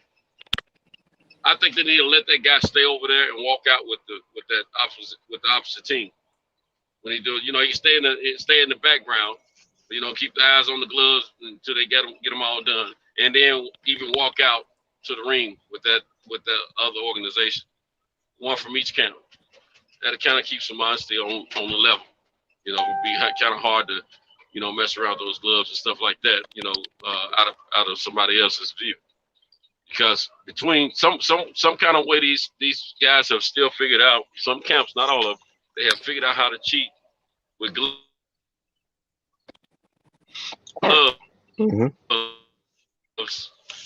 Even in their dressing room and walking out with them and all that. It's proven fact that these commissioners are not watching everything. Because time and time again, something is slipping through. In 2020, even after all the fuss about the glove gate situation, there was still a fighter who was trying to cheat with his gloves, and I almost pulled it off. And he was caught, right at the tail end, right before the start of the fight, from what I understand. Then I already got the brakes beat off of him. Just got up in the ring. But we got to figure out some kind of way to keep everybody going on an even playing field. And not that somebody did or did not cheat. Now, this is what I'm saying about listen, if the gloves wasn't such a thing, why is everybody shoving their hands in the gloves, feeling on them and touching on them, and you know what I'm saying? If it was a thing, why is everybody doing the thing now? Like for instance, O'Shaquie Foster, they caught that dude. They caught his opponent trying to come there with no padded gloves. So it's that was in 2020. Yeah. Yeah, that's the fight I'm talking about, dude. Yeah. So it's like, what do you expect us to do? Not believe that it could happen? That's what I was saying. My whole thing was, could it have happened? I'm not saying that he did or he didn't. I'm just saying there's always a possibility for it to happen. You dig what I'm saying? So that's what I'm saying. I'm not saying he did or he didn't. I'm just saying if shit is going wrong and you was the man that gave him the bottle, then of course they don't blame you for the shit. You know what I'm saying? And those are the facts. You know what I mean? If you the last person that gave me something, that's like when niggas burned by girls and shit. You know what I mean? You gonna think it's the last. You gonna say, "Damn, you was the only girl I was sleeping with." I mean, you was the last girl I slept with. You know what I'm saying, and now I'm burnt. So I think, to me. You know what I'm saying? It could, although it could have been the other two girls that you had sex with, but you ain't gonna blame them. You gonna blame the last girl you was with. You know what I'm saying? I'm just trying to make sure I'm making sense. You know what I mean? So that's why I say, like, Mark Whelan fucked up. You know what I mean? Because it's on you. For real. When you when you think about it, if I'm the last person that did something, they're gonna say it was me. When your mama used to cook y'all food, you know what I'm saying, and you was the last one at the dinner table and shit. You had to wash the dishes. You know what I mean? He might have dirty hella dishes up, but you was responsible for washing them damn dishes. You know what I'm saying? So he was he was in charge of giving him the water. You know what I mean? So he got to get the bulk of the blame. And especially when he done walked out on fights before. See, that's one thing. Puge, he done walked out in fights. You breaking up? Kyle? He just walked out before the Nah, I knew. Nah, I've heard of some stuff going on in there before that. That's not. I've heard of some stuff going on in that situation, that camp, the whole camp and situation before that. It was some things going on, but like I said, needless to say, when it came to that shit, I just didn't see it, and that was even before I learned what I learned. Because I'm gonna keep pointing at that MTK shit. I don't care what nobody else say. I think if that shit went down, it was them behind that shit. They fucking criminals, man. Yeah. Niggas is criminals. That's their job to help Tyson, and they gonna help Tyson Fury at any cost. And and of course they'll use whatever is at their disposal. That water is a good thing. It's perfect. You just get some tampered water, put it in there. Boom. Somebody in that team gonna give it to him. And people try to act like they and don't it's sad, realize and it's sad, in a sense. And I feel bad for Deontay Wilder too, because Deontay Wilder You know, seemed to been, you know, a thorough brother. And I feel bad for him too, in this sense. A part of me wish he wouldn't even just say shit, yo. Because at the end of the day, when one thing I learned early, you know, and my father taught me this shit, and my early training is like, when it come at the end of the day, when you're a fighter, or you any type of athlete, or anything that you're doing, when things don't go well, sometimes it's just best to don't say nothing. Because it's gonna always, not sometimes, it's gonna always come off as looking at like you trying to make an excuse. Yeah. Yeah, You but understand check. what I'm saying? Even if something really happened, you understand what Yeah, I'm saying? It's gonna always come off like to looking at that you making an excuse if you say something. Whereas even if you know it, you can know for a fact that there's something wrong. But people gonna always view you as you're gonna have a group of people that's gonna view it as you just making an excuse at the end of the yeah, day, you know? And that's what it boils down to. And you know, I had experiences with that shit. So, and I found that to be the absolute truth. Sometimes it's just best, all right, it is what it is. You go back in there again.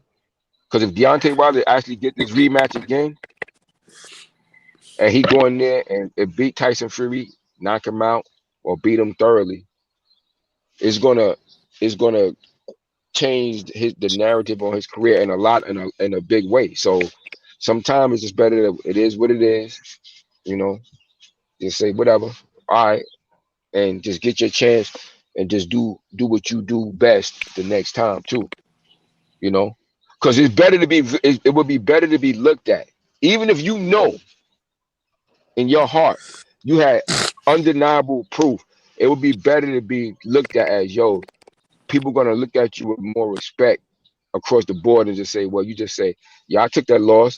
I just want to get back in there. Let's do this rematch. You know, people gonna look at you differently and complain. He didn't say nothing.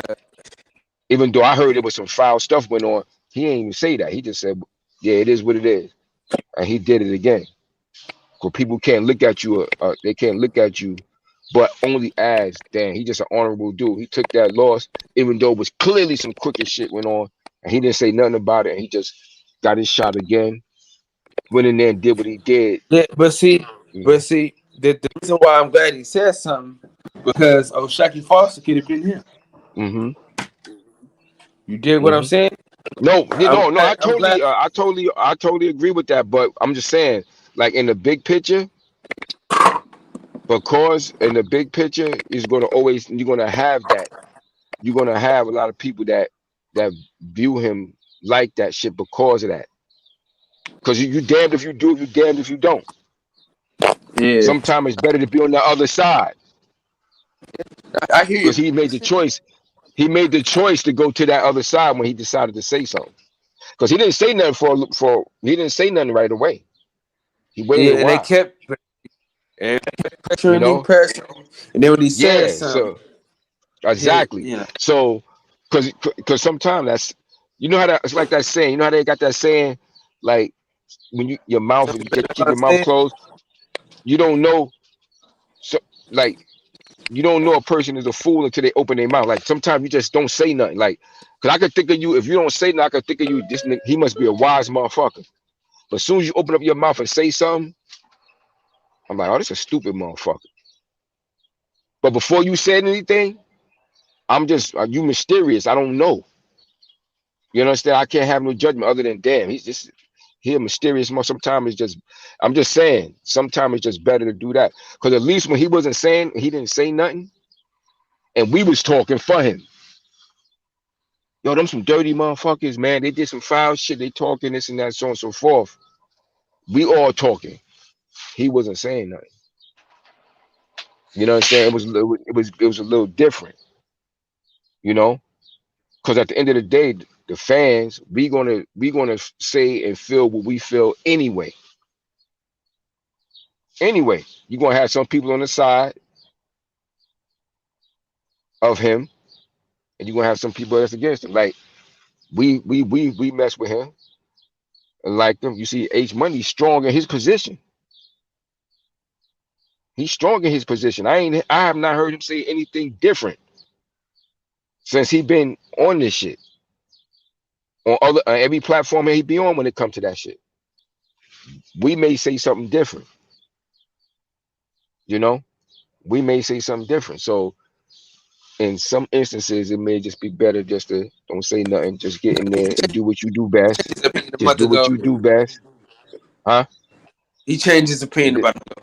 You know what I'm saying? Yeah. So it just do what you do and let it handle itself. You know, and let it handle itself in the ring. Which I think he's very capable. I think he's very capable of doing that shit. Yeah. You know, I really do. I really feel he's very capable of doing that shit. Capable of doing it. You know, I know people that really think now that Tyson Fury gonna fuck him up again. I'm not one of them. You know, I'm not one of them people. I think that he's very capable of beating him in this third fight, and thoroughly too. I think he's very capable of pulling that shit off. You know, but you know, hopefully he'll actually get a chance to do it, and that's what I most wish for him, that he really get the opportunity. Yeah, because he did a lot.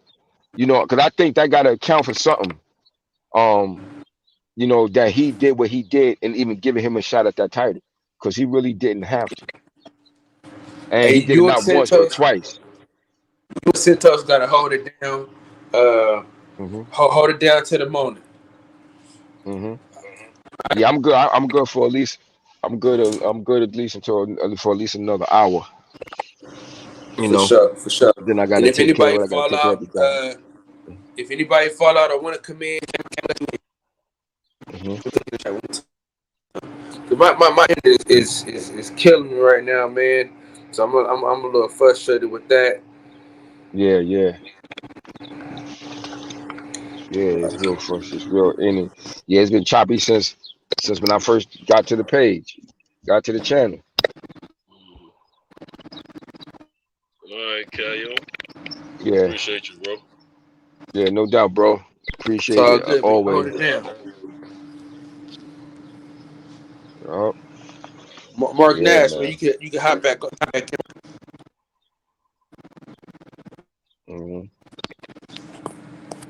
Yeah, anybody want to come on the panel while Kyle is still awake?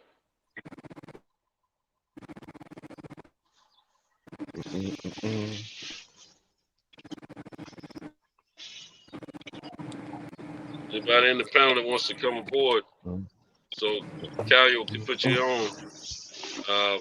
Come on, hit us up. Join the panel. Yeah, I think he just got I think it's just me and you left now. Yeah, it's just But yeah, man, you got off too soon, man. I was taking me a little 10-minute break here. Yeah.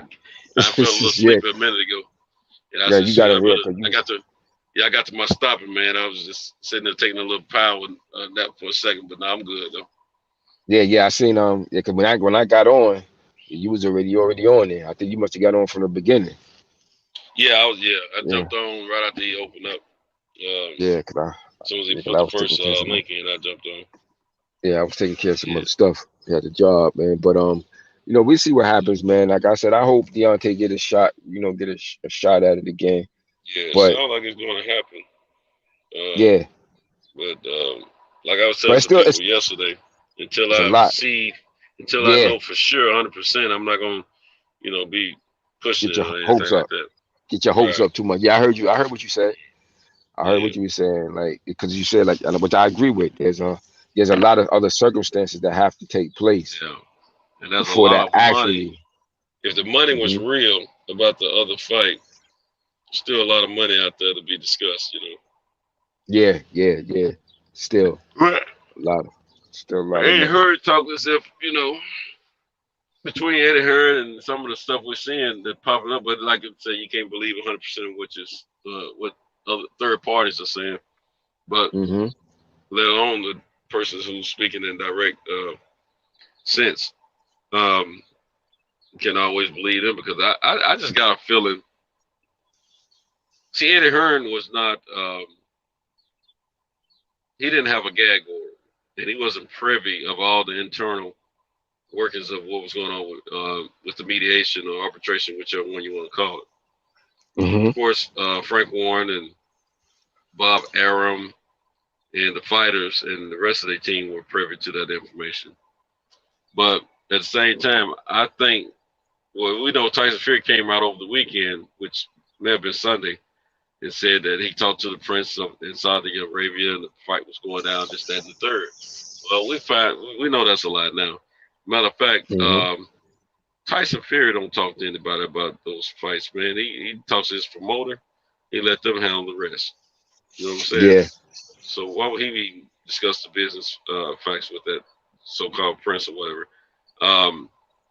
And I think either one or two things. Either they fed Eddie Hearn some nonsense, knowing that this may not happen in their favor, but they were hoping to swing not only the fans like they've done, but to swing the mediation to send it that way for the Anthony Joshua and Tyson Fury fight to take place. So I just think that for the most part, we've been taken for a ride. We as fans, and they got us all bickering against each other and stuff like that, man. I think Arum, Warren, they knew a minute ago that this is swinging in Deontay's favor. And but they were sitting on it, you know, they were following with the gag order and everything. And therefore they were allowing, you know, us to believe what we were thinking out there, is that well, I ain't gonna say we, but some people, that the trilogy wasn't going to happen, and that the fight with Anthony Joshua was going to take place, and that it would be, you know, $150 or more $1 million for them to split. Well, something was brought to me by one of my buddies over YouTube. He was saying, you know, wasn't much of anything going to happen during Ramadan, which made sense. But also, as soon as,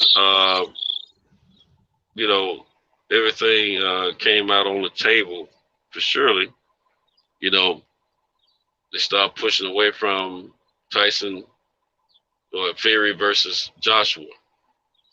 They started pushing, you know, the fact that, no, it was their fault. You know, they told us this, told that they misled us. And then, of course, the Fury camp and everything and the team was like, nah, this didn't go down like this, that, and the third, you know. And now he's pushing the narrative that Deontay has asked for $20 million to step aside and all this type of thing.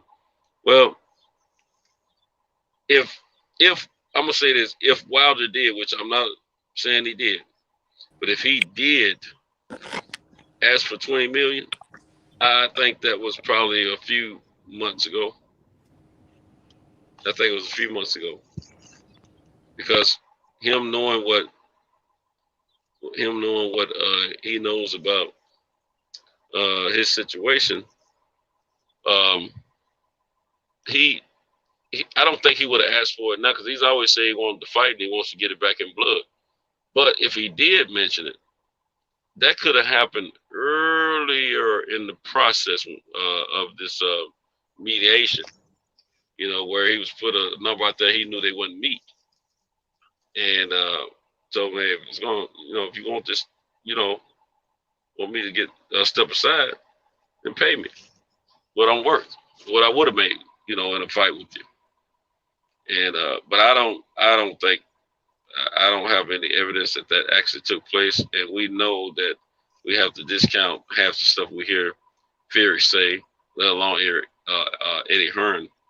So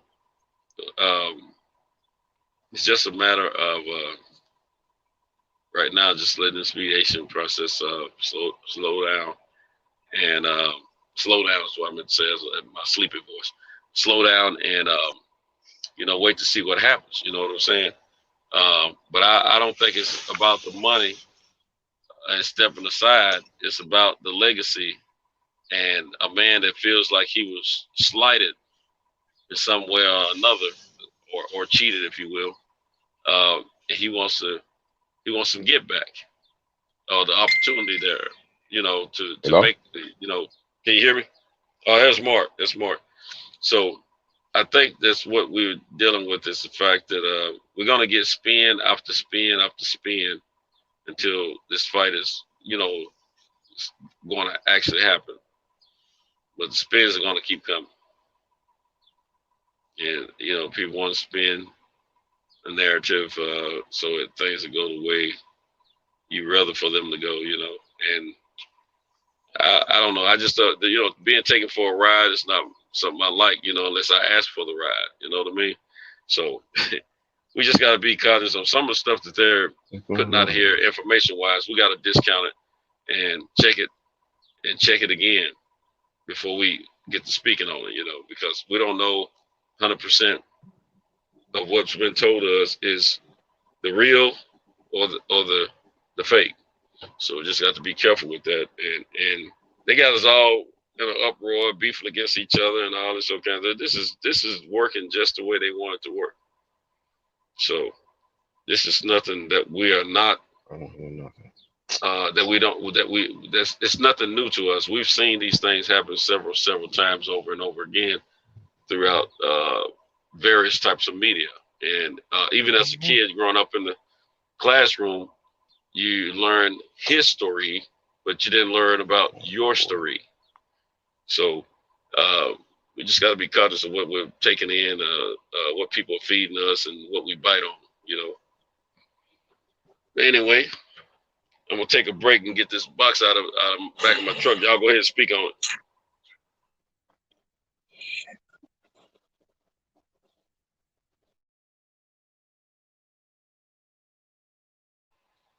You there, Mark? You there, Pugilist? Yeah, I'm here. What up, though? Okay. Who up here with us? What's popping? Pugilist, you there? Pugilist is here. Pugilist, what up? He probably had to take a second, and I didn't realize. Can you hear me? Yeah, I can hear you. Okay. But I know you said you about to dip. So No. Where you want me to pick up? I wasn't dipping. I was just getting this box out of the back of the truck. But no, you can speak on what you want to speak on, my brother. Okay, well, shit, I think y'all was talking about the Fury and the Wilder situation, right? And with AJ. Here's my take on it, my brother.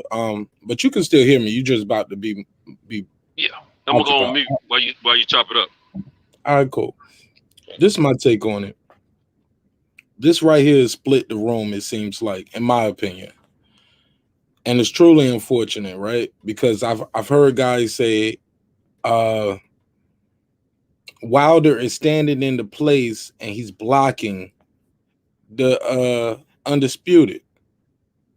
I've also heard other side of the room saying, hey, honor your contract. What I'm trying to say is, regardless the fact, man, we're going to get heavyweight action this summer. Whether you was going to see Fury versus Wilder, or whether you get Undisputed or Trilogy, it's not like nobody's about to go in there and fight. It's not like Andy Ruiz versus Chris Arreola. No disrespect to those guys. They put on a good fight, right? Good scrap. But it wasn't significant like this fight is, right? This fight is significant, whether it's for Undisputed, whether it's for whether it's Wilder getting his get back. You getting a trilogy, a heavyweight trilogy. This is what Wilder was talking about when he was saying, hey, I'm not scared to fight no guy. Like, that's what made these, that's how you become a 2-time, 3-time heavyweight champion. You got to fight these guys. You get what I'm saying? You ain't gonna beat everybody. So look, if Tyson Fury wants to drop the belt, like bro, this has been my mantra. I've been on other channels saying the same shit. Look, if you want to drop the belt, you can drop the belt. You know what I'm saying? You can have a best of Britain faced off. You know what I'm saying? Fury versus Joshua. Shit, WBC might even make a whole new belt for it. Call it the Sands and Camel belt. You know what I'm saying? Call it the Pyramid belt, whatever. But you got to fight the man. You know what I'm saying? Like, for those who saying it took forever, y'all act like COVID didn't happen in 2020. Like, y'all know what was going on. Y'all know the networks pushed everything back. Y'all know the country and the world shut down. Like, people are acting like COVID didn't happen in 2020 when they are sitting around saying he took too long. Why it take so long to arbitrate? Bro, if you want to be real about this shit, Sento, Kyle, Tank, the whole squad, Birdman, everybody who listening, this is actually kind of fast for a black man to get justice in America. Let's keep it a buck. Let's keep it a thou wow. That's crazy. Like, because Tyson was trying to fight somebody else in August, a stay busy fight. That shit got canned. Then he wanted to move on. Like, if you're mad at anybody about this situation, you should be upset with Eddie Hearn, Tyson Fury, because they're the ones that gave you the blue balls. They're the ones that was out here pump faking, telling you, hey, the fight is going to happen this summer. We're going to get undisputed this summer. You was never going to get undisputed this summer, as we all know now. Because those who, I remember doing an interview with Tay Jones on my channel. Shout out to Tay Jones. Yeah, shout out, Tay. And he was saying a lot without saying a lot. If you notice, Wilder has been extremely quiet. It's almost like it was almost like a gloomy or scary silence. Like, what does he know that don't nobody else know? Whether you like him, love him, hate him, whatever. Like, even the haters knew something is up. That's why they kept talking about him every time he made a move, because he was so quiet. Like, he did the Brian Custer interview. I think that might have been his only, quote unquote mainstream interview. He spoke on a few boxing channels here and there, but at the end of the day, when it came to this case, he didn't speak too much other than saying, "Oh, are we gonna go to court? Oh yeah, it's gonna happen, or something gonna happen." Like, because he knew what he had in his back pocket, which was that contract, and he was like, "Yo, if they fucking me on this, the whole game is fucked up," in my opinion. And look, it's like I said before, the room is split. And I don't think the room should be split as much as it is, because at the end of the day, if you really want to see undisputed, you still only one fight away. Let Wilder get his rematch. If you believe your man is everything he said he was, your guy should go and beat him. If you're a Wilder guy, your guy should beat Fury. We shouldn't have the room split this much when we're one fight away. Because at this point, everybody except Fury got a loss, right? All the other top competition in the heavyweight division, I guess if you want to count Usyk, other than Usyk, everybody has a loss. From White, Wilder, AJ, everybody got a loss, or at least a draw. You get what I'm saying? There's nobody out here with a clean, unblemished record, unless they're, Yeah, as far as the top 10. upstart. Yeah. Unless they upstarts, you know what I'm saying? Like they don't have one of those main belts, or they never even competed for one of those main belts. So that's where I'm at with it, my G. Like, I'm super excited about the fight. Let's just see what happened. Let's just see the fight happen. Joe George he's still clean too. He doesn't have a loss yet, but I mean he's not. But he's never competed for. But he never fought. He never competed for one of these big boy belts.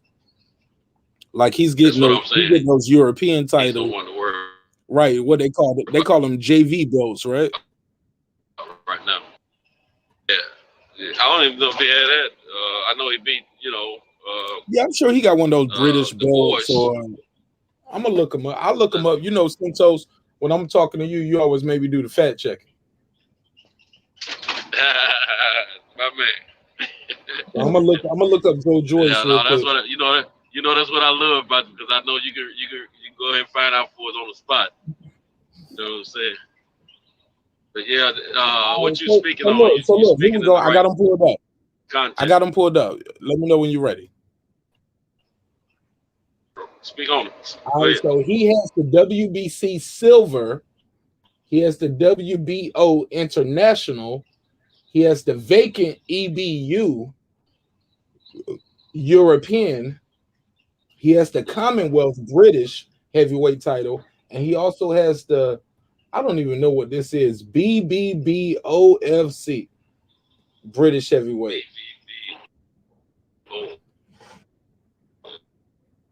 Yeah, but that's what he got. So he got a lot of these. He also won the WBO. Man, we ain't even we're not about to entertain that. Santos, we ain't about to play with him. We ain't even about to try to right, because he's paying sanctions. He's paying sanctions on him, man. Come on, man. I'll look it up though, but it's capital B, 3 B's, then it's of C. So I don't know. There's something BBB of Colombia or of, I don't know, bro. I would have to do a Google search of that, but we'll find out what that is. But let me name the rest of his titles. He beat Brian Jennings for the WBA Gold. Okay. He beat Burmester Vern. He TKO Burmester Vern for the Commonwealth British Empire heavyweight title and the vacant WBA Gold title. He also fought for a WBA Continental title. And he also fought for a Commonwealth. You see what I'm saying? These are the titles he has won in his 12-0. And I respect any man to put on those gloves, but let's not sit here and act like Joe Joyce is in the same conversation with the Tyson Fury, AJ, and Wilder. He's not in that conversation yet. But I'm excited about Joy Joyce. I'm a hardcore fan. You know what I'm saying? But in this conversation right here, man, fuck it, man. Them guys should fight, man. Like, don't get mad because the dude, like, it seems like guys are upset that they were wrong. You know how people always want to say they stand on the square? Okay. Well, they are. Wrong. They are. I mean, they feel like, I'm going to tell you what's up. In my opinion, they didn't want to be wrong. They didn't want the opposition. In their mind, the opposition is the LDBC. They didn't want them to be right. They didn't want to be wrong. But at the same time, they know they've been taken for a ride. But they still want to harp on what Wilder has said about what he thought has happened to cause him to lose the fight. And so they, taking it back with that, and they speaking on it, and they pushed it, and they still want to say Wilder is not a good boxer, lousy fighter, or whatever. They don't want to give him any shine, but at the same time, that's what they're giving him, talking about him, keeping him relevant. They didn't want. They just at the end of the day didn't want to be wrong about. Well, they knew if they had Fury and Joshua fighting for the undisputed, at the end result of that fight, win, lose, or draw, they're going to have an undisputed British fighter. Undisputed heavyweight British fighter. Something that they hadn't heard or seen in a long time, and so that's what they were speaking on. And I admire the passion, the supportiveness to their countrymen, their loyalty to the fight business and fight game. But like you said, let's keep this thing 100. It is what it is. We've been taken for a ride. We've been divided up, and we've been forced to believe certain narratives that were not true. And now some reality has come before us, and it has everything to do with the fighter that is loved to be hated, which is Deontay Wilder. Why is Wilder? They figure they can do, treat him, think about him any kind of way or treat him any kind of way, because he's a confident black man who understands the struggle that his people have been through, who understands the significance of his role as a heavyweight king, and he knows and realizes what that position, you know, if he wins, and then he gets catapulted to a higher rank amongst his people. He make sure they hit that phone, huh? Can you? What you say? What up? Hey, you talking to me? Wait, they know that, you know, I think he's that's his going to background. Yeah, it's not me with the background. Yeah, I think that's his background. Who's? Mark. Oh, Mark. Mark. Okay. Mark. Yeah, that's Mark's okay. background. Yeah, but yeah, you know, they have to, you know, they were given a lot of different situations to roll with in the past few months. One of recent, they thought somebody mentioned they thought Wilder was going to retire, and then they started saying he should retire. And okay, that's been debunked, you know, because they didn't see any footage of training. All that was debunked. Then it was the fact of you know, they were talking about the, you know, he's coming up with all these different excuses and this, that, and the third. Okay. They stopped talking about that somewhat. Then it rekindles, and then they stop, and it rekindles. Then the Mark Breland issue. Okay. Then there's no such thing. They wanted the fact one time there's no such thing as a mediation or arbitration. That was debunked. He didn't have an agreement for a third fight. That was debunked. He needs to just take some step aside. That it wasn't so much that was debunked. It was just wasn't going to happen. And the fact that what all this boils down to Fury and his team, along with Eddie Hearn, with Fury and his team, along with the aid of Eddie Hearn, they've been trying to get Wilder removed from the whole equation because they knew that they couldn't do any of this stuff without going through him first. It's been said more than once and time again. And now that all the news has come down about mediation, they got to be more strategic in some of the new lies that they come up with. So now it's time to come back and point fingers about why they're not creating the Joshua Fury fight. Then you got a situation where, let's see, a while back, I remember Sugar, what's his name? Emmanuel Stewart's nephew. He gave Sugar Hill. Sugar Hill, that's it. Yeah. Sugar Hill. Yeah, he was doing an interview on Fred's show, and it was a very hot show, and a lot of people, you know, came in, some for him, some against him, things of that nature. However, I do remember Tay Jones coming in. Excuse my bad, sorry. Tay Jones coming in and speaking to him, and told him at the end of that conversation, "I'll see you at the fight."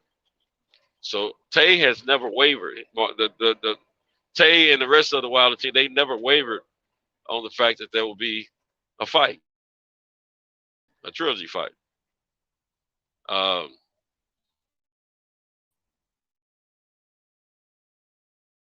So they said contract agreement that was enforceable, and they knew, as I learned years ago in business ethics, act of God is not going to null and void a contract. You know, they also knew, as far as the Wilder team, that and the Tyson Fury team, that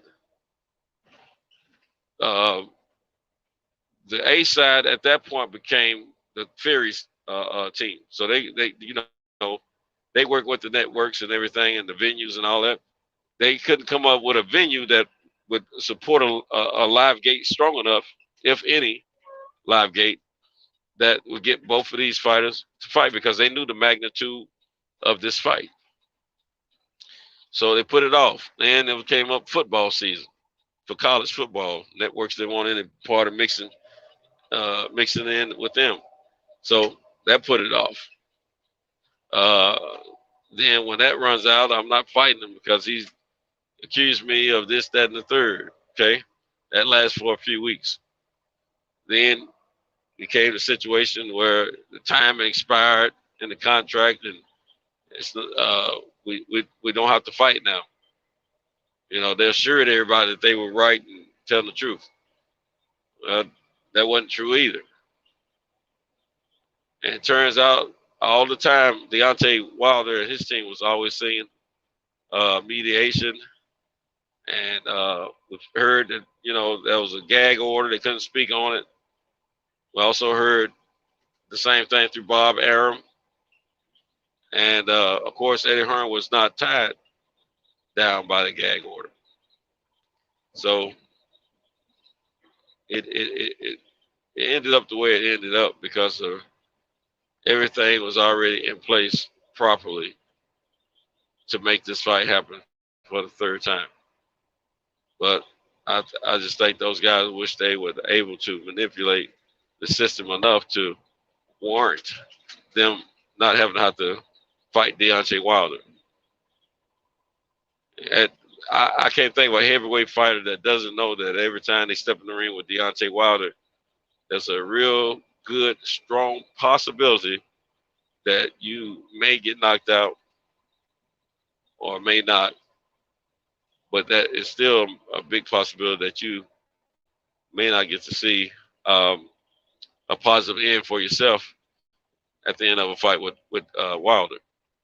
So I also feel that Fury knew how dangerous Wilder still was, a healthy Wilder. And I just think there's a whole lot of little variables that went on in a little timeline of things that took place where narratives were attempting to be changed time and time again. And, you know, as they say, you know, what God has for you, no man can take away. So Wilder, he stood fast in his belief. He knew what he had, so he didn't have to speak on it. And he's been rewarded his third fight, as he should. Yeah, I mean, he helped influence this guy to come back from the slumber of life that he was living in, and help him create one of the biggest boxing heavyweight fiascos in the history of boxing. He blessed him, bro. Just say it. He blessed him. He gave him a gift, man. He gifted him, bro.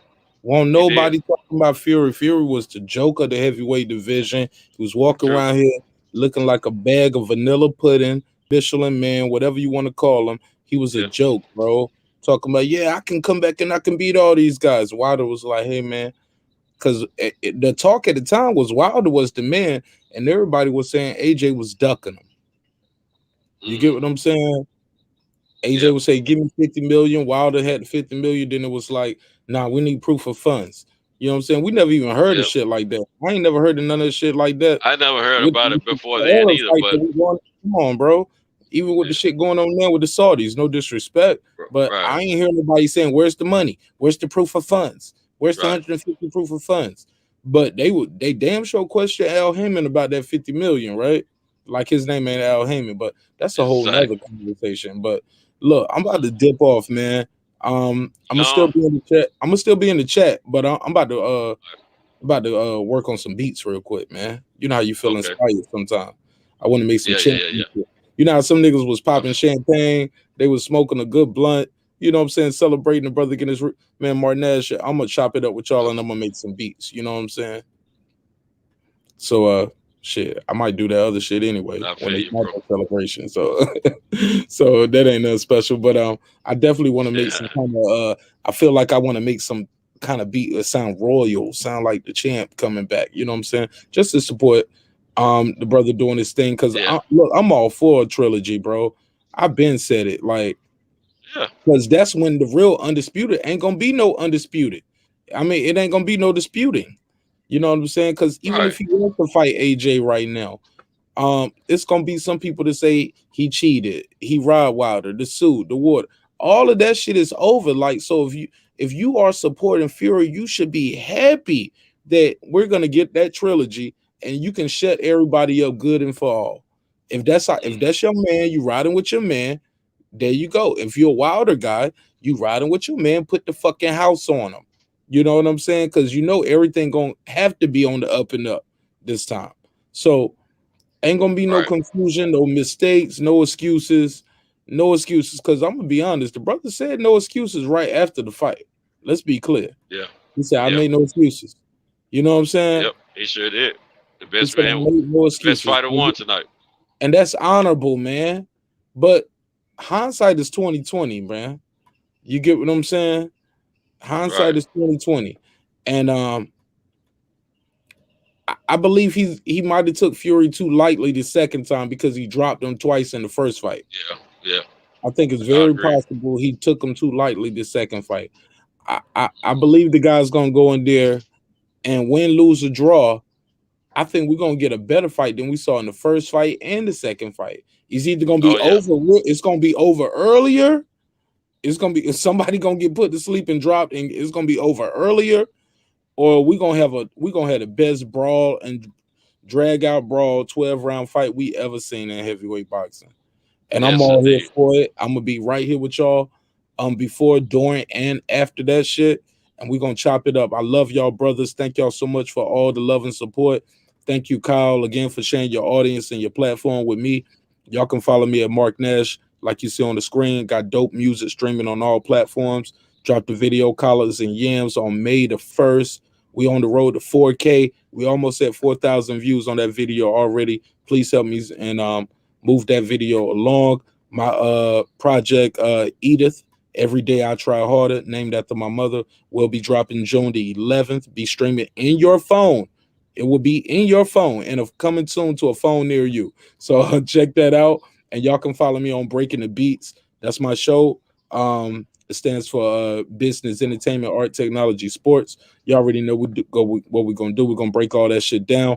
And you can follow me at Mark Nash on YouTube. Thank y'all again for the support. I'll see y'all Monday, Wednesday, Friday, 10 o'clock. And also over here at the boxing section. Thank you, Centos, for the after party. Salute to Kyle. Salute to Cam. Shout out to everybody out there in the chat. Where you at, Tank? And yo, anybody talk to hey bro, real quick before I slide. Hey man, anybody talk to y'all heard from Hustler Holmes or the other brother? I forgot it real quick. Hustler Holmes. Not Hustler Holmes. Who you talking about? Man, we just said his name yesterday. I'm just had a brain freeze. But we've been trying to get him. The OG, man. He was man, he got some good ass stories, man. Not spin it started. Pugilist is on tonight. You know, he's on every week. But I ain't seen Hustler Home, and I haven't seen Hustler Home got some personal deals with his son. I remember that. His son got in an accident in the wrestling. Talking about quitting the shot. What's the other guy name, man? I'm freezing. Man, he got a bald head, light skin, or brown skin, light bald head. He did a little time. He had told us a story about him being in jail, and they was like, yo, nigga, we'll kill your ass in here. Y'all know who I'm talking about in the chat. I might have missed that one. Nah, man, he be up here all the time. He was like the regular. Who be up here with you, Hustler Home? Say the other guy name. I'm freezing. Come on, y'all. Tank be with me at night. You be with me sometimes. Yep. Me, you, is it Eli? Eli? Wait, not Eli. It's one more, man. Come on, man. Not Eli. Eli brown skin. It's not Spencer. Spencer. I don't know. Got the bald head, man. He did a little time, man. He was telling the story. What does his icon look like? She now gotta find him. Now it's fucking with me. But y'all just said we haven't heard from him. We gotta I was on the show the other day. Y'all was like, yo, we need to call him. We need to check on him. Anybody heard from him? And they was like, yo, I'm gonna call him today. Or somebody's like, I'm just about to call him. It ain't digging 305. Nope. He's been on though. Nah, yeah, heard Deacon on the boxing. On the barbershop. Said somebody did some time. Yeah, come on, man. He did a little time, man. But he told us the story about how like he was in jail and he was wilding out, and they ended up telling him like, bro, we'll kill you in here. Like your mama couldn't get you right, the church couldn't get you right, school couldn't get you right. But if you don't do what we tell you in here, you ain't gonna make it out. And he got himself out. I think he said he did like an 8-year bid or something. I'm trying to remember his. Damn, man, it's killing me right now. But I'm going through Kyle. You know what state he's in? Look, I'm going. Give me 1 sec. I'm gonna mute my mic because this is almost embarrassing that I can't find him. But, All right. But I know he's been on Kyle's show so much that he probably gonna be like, if I scroll through the thumbnails of the videos, yeah, I'm gonna see his icon right there, Mr. Shelton. Oh, yeah. You know what?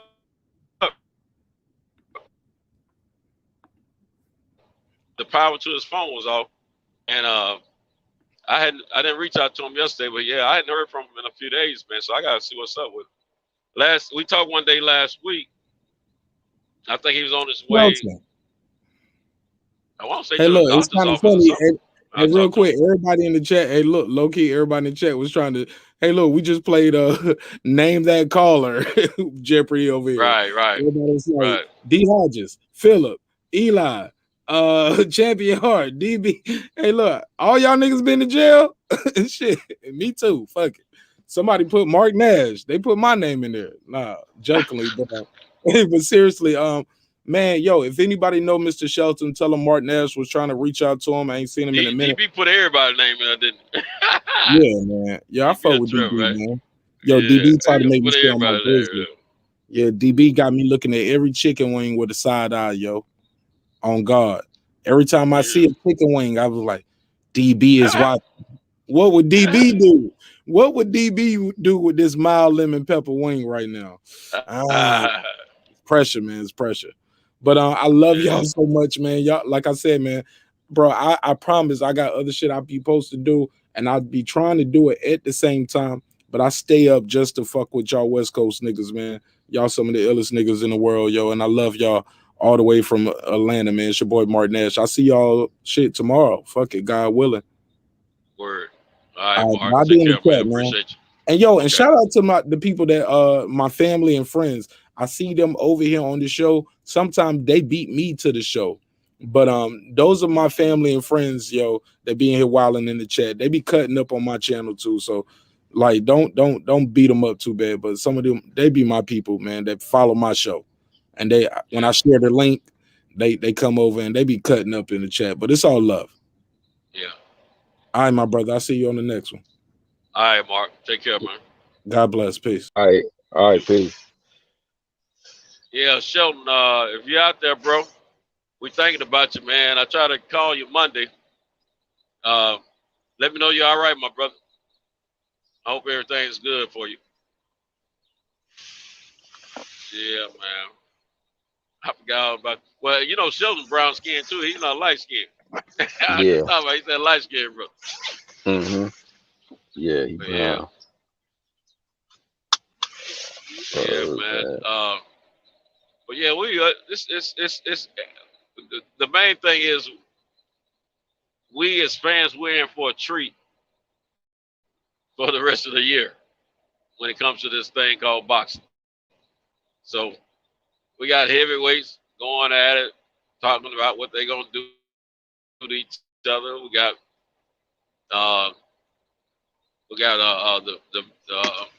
the super middleweights got action in that area. Got the middleweights got action in that division. Super welterweights, junior middleweights, whatever you want to call them, got action in that weight division.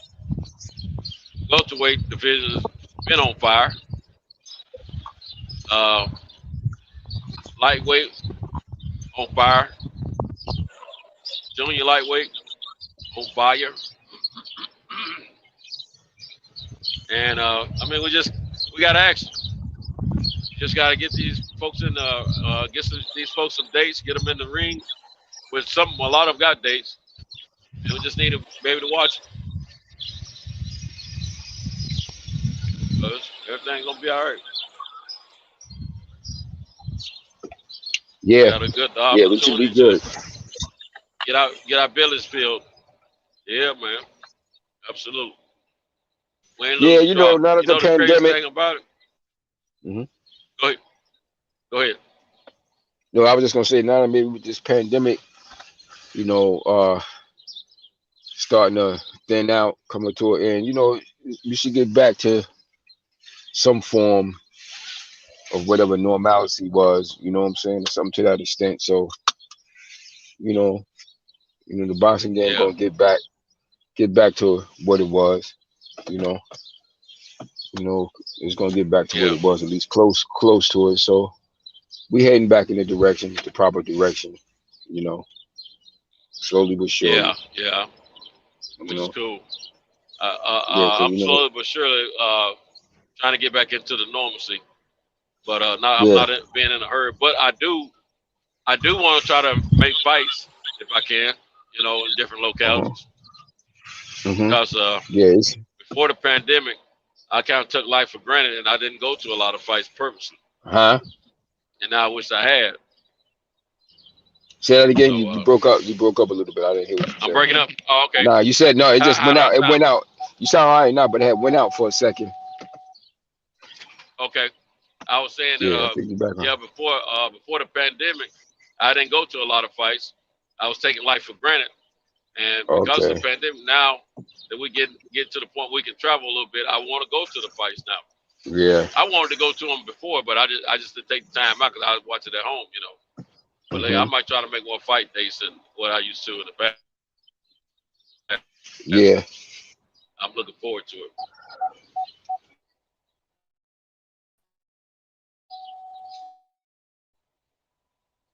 Yeah, and well, hopefully, like I said, everything should be falling back into place, and man, at least you be able to,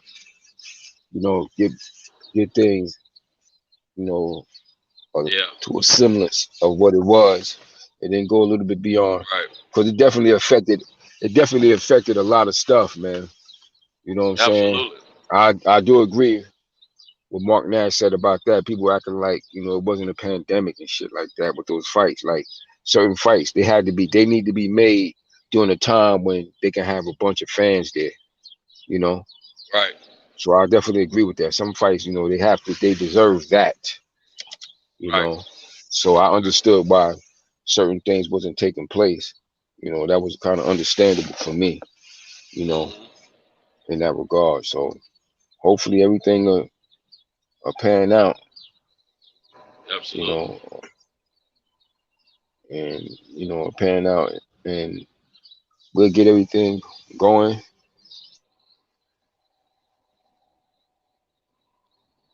You there? Hello?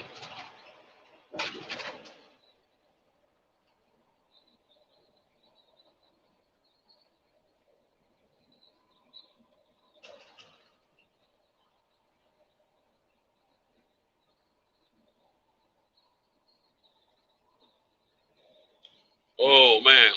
Damn. Oh, Brain Fusion is back, man.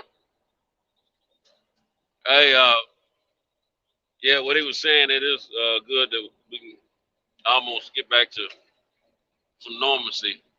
But I'm gonna keep up some of the habits that I developed during COVID. I'm gonna keep them in place because I've been healthy the whole time. I haven't been diagnosed at all with COVID after, I've been I've had the checkup. I mean, well, the test. I've had it multiple times. They always come back negative for me, and I thank God for that. Also, with we still don't need to be in too much of a hurry, but at the same time, I understand if you want to go to an occasional event from time to time or vacation. There were a lot of people that I knew, or that I know rather, that traveled this past weekend because of the fact that they've been stuck in the house for so long, not able to move like they want to. And I'm looking forward to moving around a little bit myself toward the summer and the fall of this year. And I think it's going to be an unbelievable year because of what we've gone through in 2020.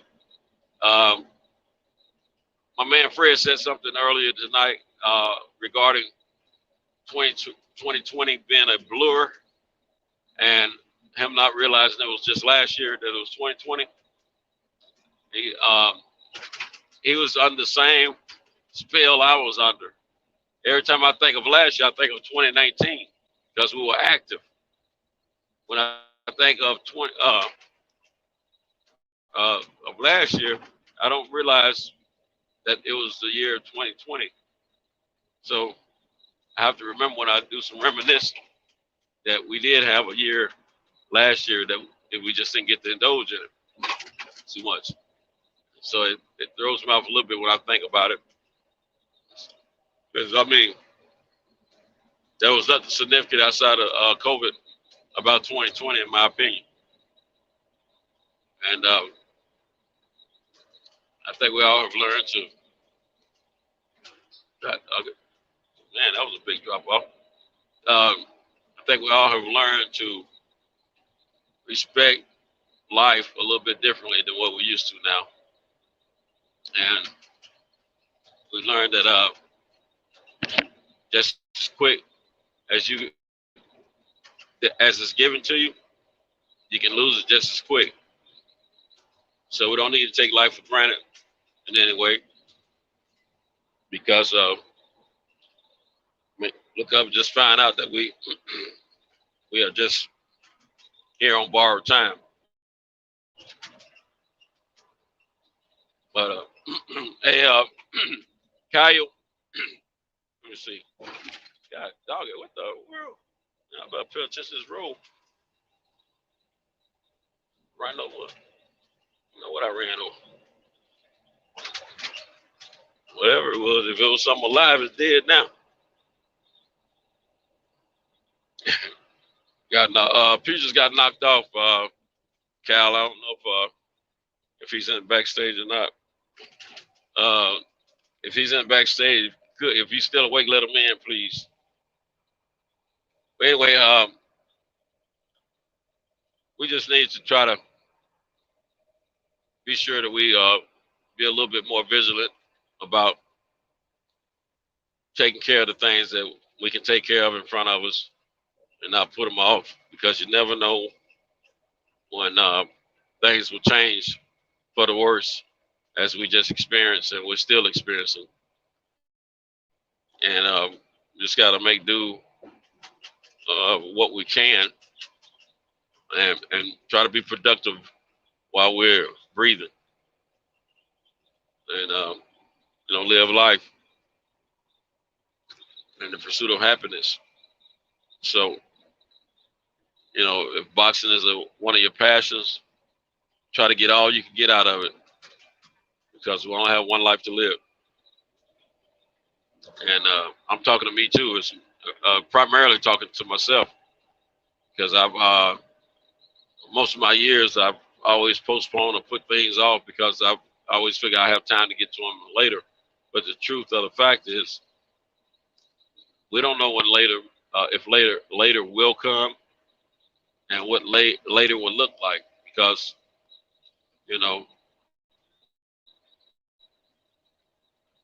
last year was just, I have not much short-term memory about last year. Someone asked me, what did I do last year? My thoughts refer back to 2019. And everything beyond that is just, I can remember some things, but I have to go back and realize what year it was in when these things happen. Because right off, I'm thinking 2019. And so you got folks don't turn the page, except for me. But we'll be all right, though. Be A-okay.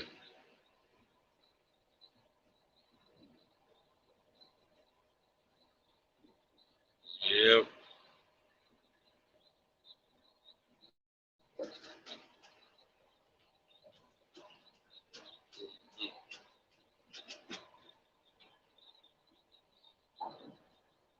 Yeah, a lot of these cars, they out here on the road.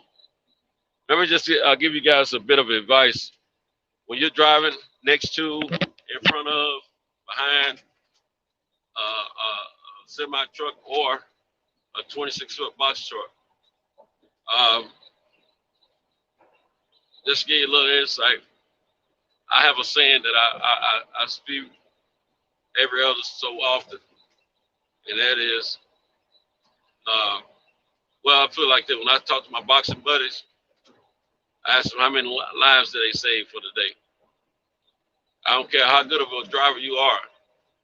Every single day that you're in the capacity of driving commercial trucks, you're gonna save somebody's life. Because the average person who's driving these cars or SUVs or whatever, they care less about what I may be experiencing on the road myself, being I'm driving the truck. All they care about is how fast they can drive around you, how much will it take to catch up with the little cutie up ahead. You know, a lot of variable situations. And I'm gonna get my coupon before you to get a chance to add up. I give me a little discount to a food restaurant. But yes, we just need to try to enjoy a little bit more because we don't want to look around and be regretting half the stuff that's going on in our lives. I know I regretted quite a few things. And again, it is what it is.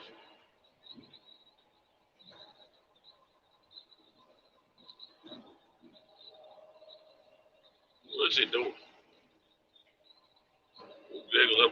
Police got folks shaking up here, so they're not driving like they should.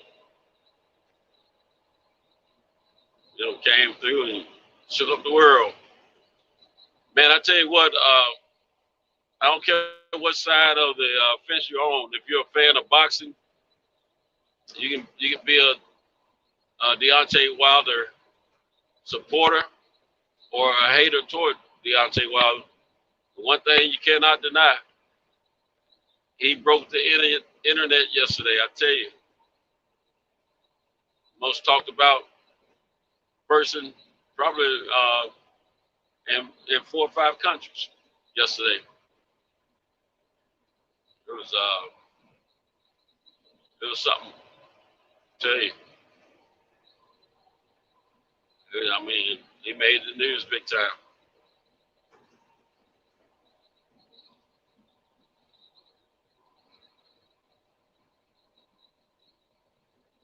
Yep. Did it again. Broke the internet.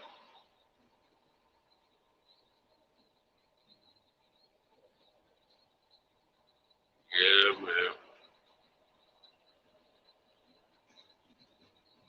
Alabama 36 closed. Glad 37 is open.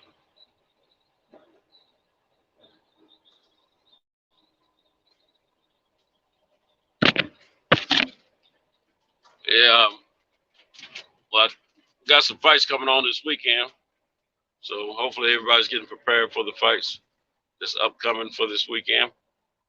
And it looks like we're gonna have fights every weekend for a while.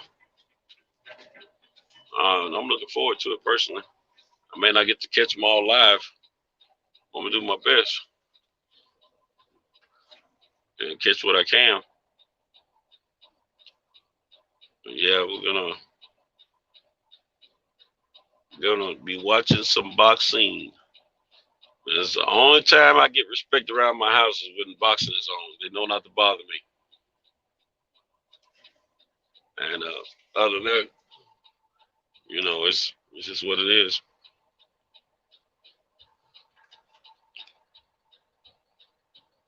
Try to think. Let's see what you guys are saying in the chat while I wait for the light to change.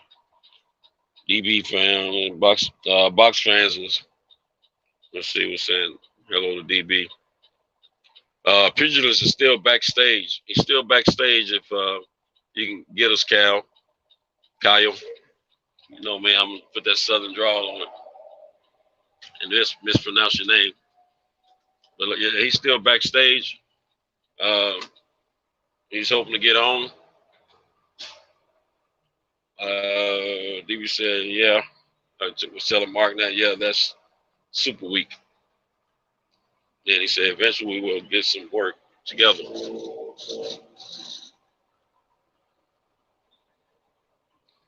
Martin Nash said, I got to hear something. DB, I'm going to need a link for those bars you were talking about.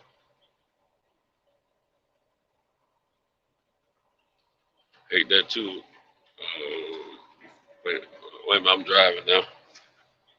Anyway, yeah, Kyle, if you can hear my voice, my man Pugilist is in the backstage. It's like he's in the holding tank at a jail or something. He needs to get put in. He needs his freedom.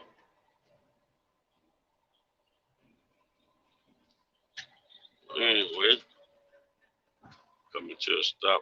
Got two pallets about to go in to the store down here that I'm about to deliver to. Ain't no telling what they sending back.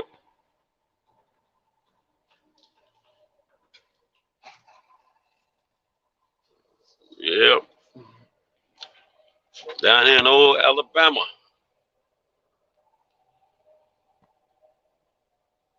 Alabama.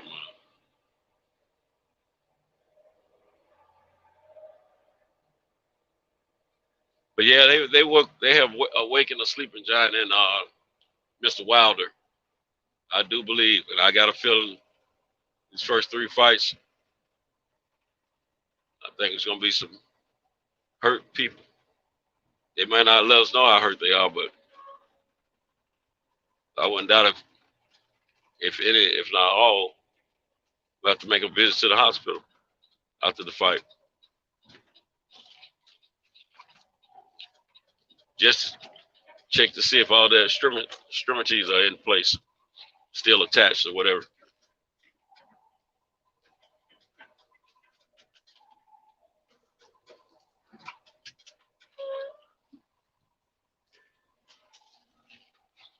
Yeah, but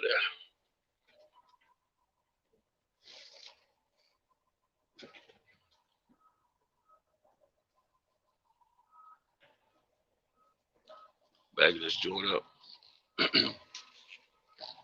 Maybe parking this truck in account ways everywhere. So I have to always constantly watch when I'm backing up when I get to this place. Well, you need to watch when you're backing up, period, especially when you're in a commercial truck. But they give me a little extra incentive with this pickup truck back here. To be alert. Because they may park it out front, they may park it on the side. The only thing that I'm assured about when it comes to this company and that truck, they're gonna park it, no matter which side it's on. They're gonna park it somewhere, probably in my way, and I gotta watch it so I can get around it, so I don't back up into it. Because 1 minute it's parked on the front side, next minute it's parked over here on the side. They're in great positions for me to not not to pay attention to it when I'm backing in, and for me to be able to get out of here with no repercussions of how much you're getting.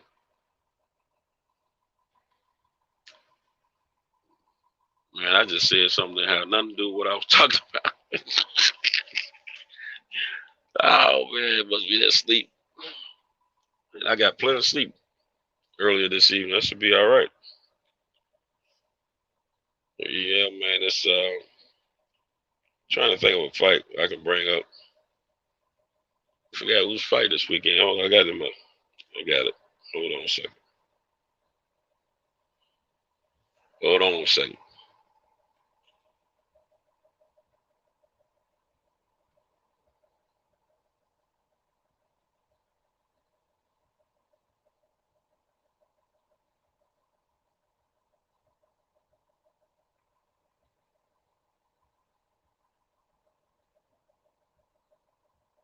I've been thinking of you.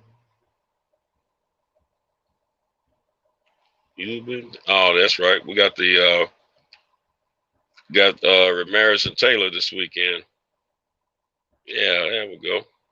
I know it was a significant fight, but I couldn't get my thoughts together. Ramirez and Taylor.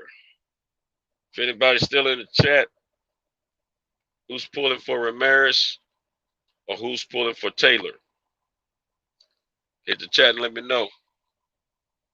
I'm gonna go on mute for a second. I'll leave it. I won't go on mute since I'm the only one in here. But let us know who you got. Who you with? Who you with? Yeah, let us know who you with. All right. Get these 2 pallets out of here. Feel good tonight.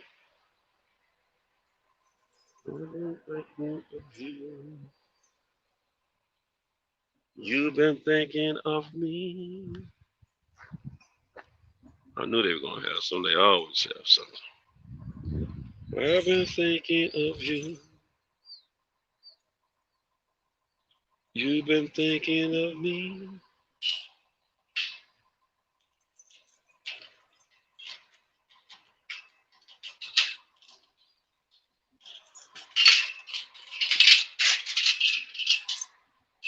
Right, let's get it started. Let's get the party started right.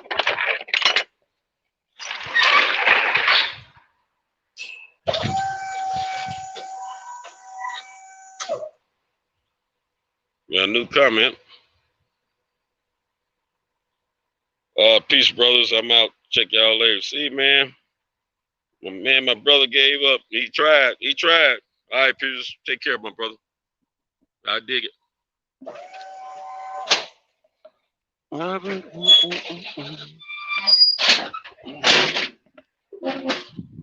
You've been thinking of me.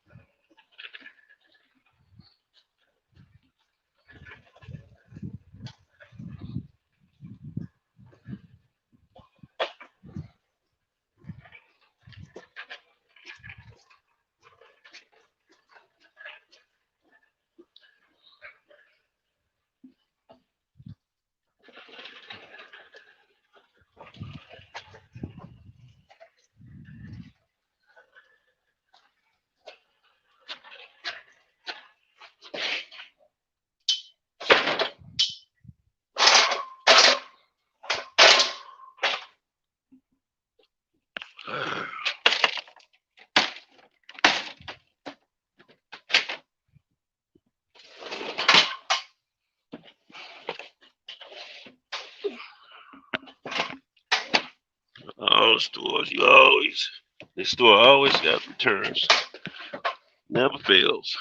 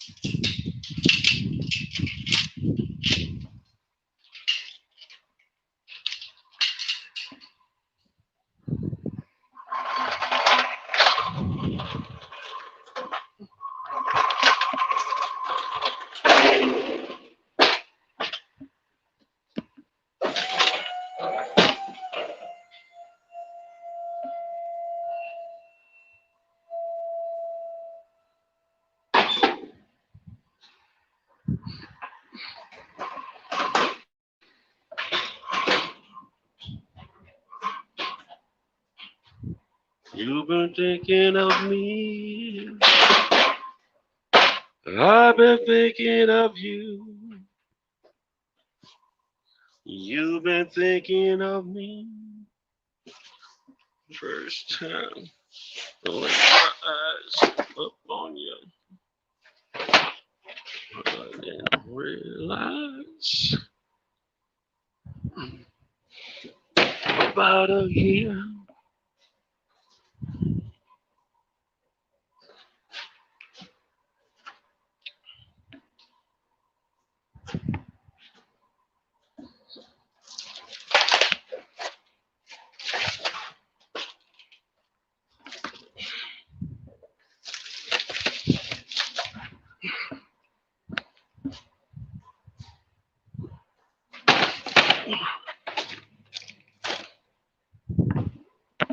You've been thinking of me.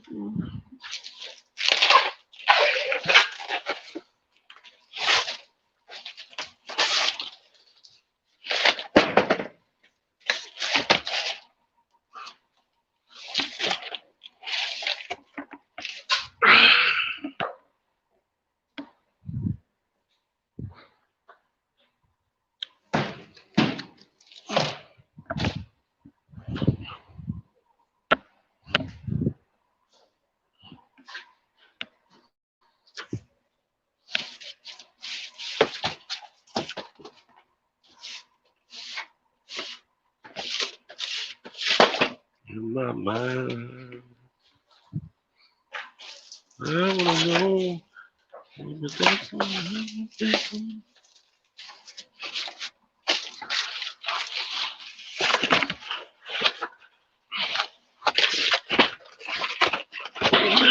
Crap. Oh, shit. Just about this.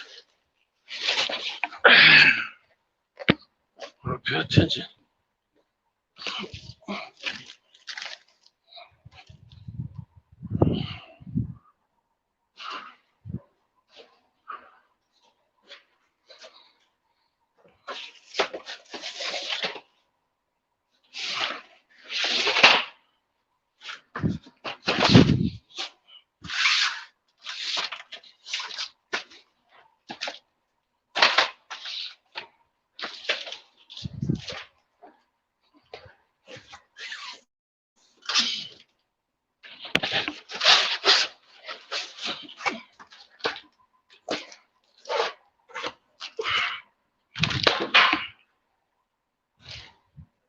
Six, 7, 8.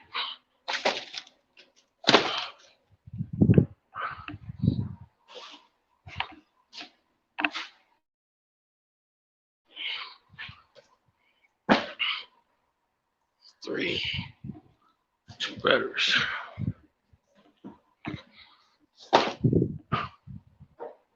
Okay.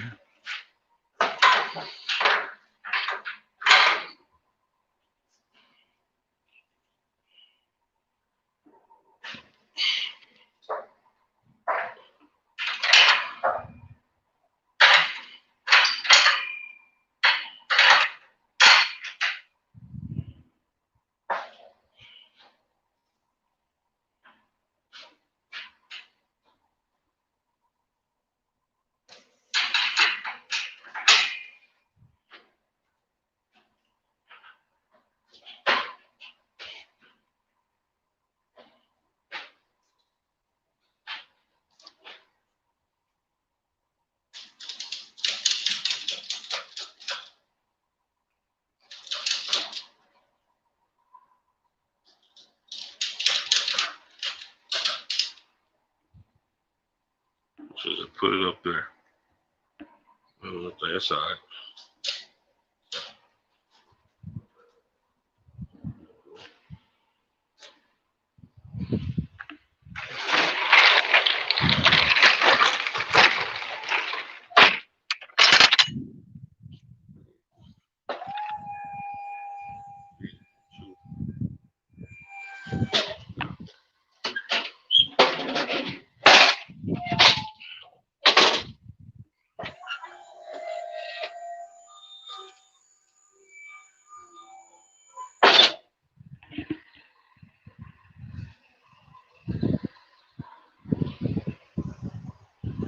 Got a new comment. No pick yet. No one picked. I hadn't seen a pick for Taylor Ramirez. I'm pulling for Ramirez. If you can hear me, box fans, I'm with Ramirez.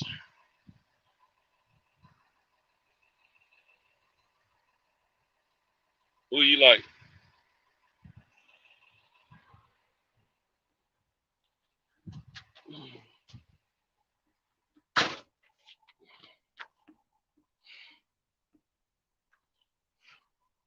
I was out there making the donuts, man. The one. Get my paperwork up.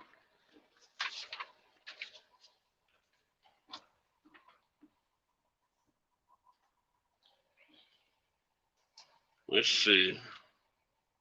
2 batteries, 3 of those, and 1 of those. 1 pallet. With 1 of those, 8 of those, 2 of those, 1 of those, and 1 there. So we got those 2, and that's it. Just gotta get this show on the road. Get over to the shows.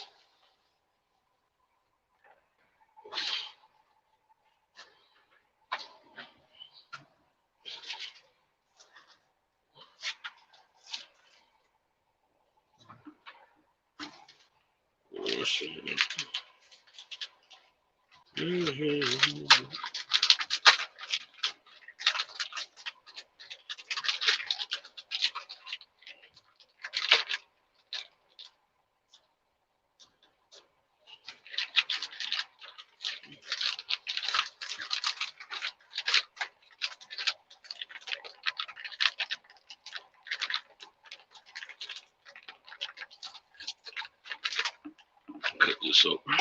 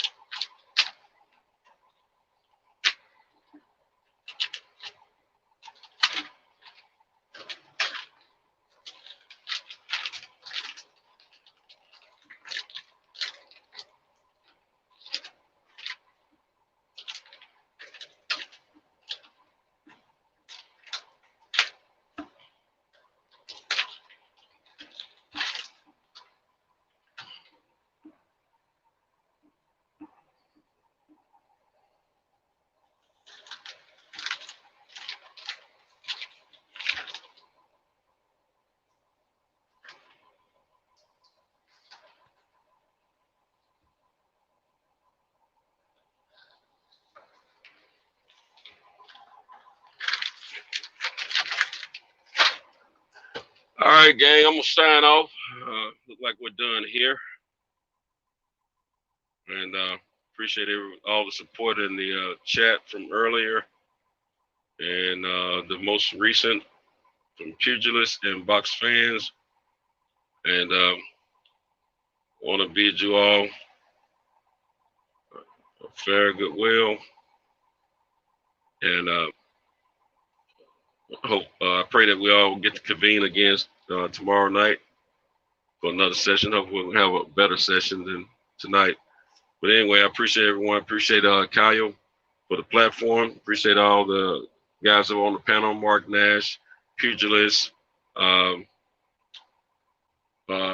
H Money, and there was another brother, Birdman. I want to appreciate you for coming through. And so I wish I went to the fight in Birmingham, Alabama. That's when I don't regret. Yeah, I feel you. Me too, bro. There was another brother in the chat. I didn't catch his name though. But anyway, appreciate everybody coming through, and we'll get together again as we always do. Mañana. Later.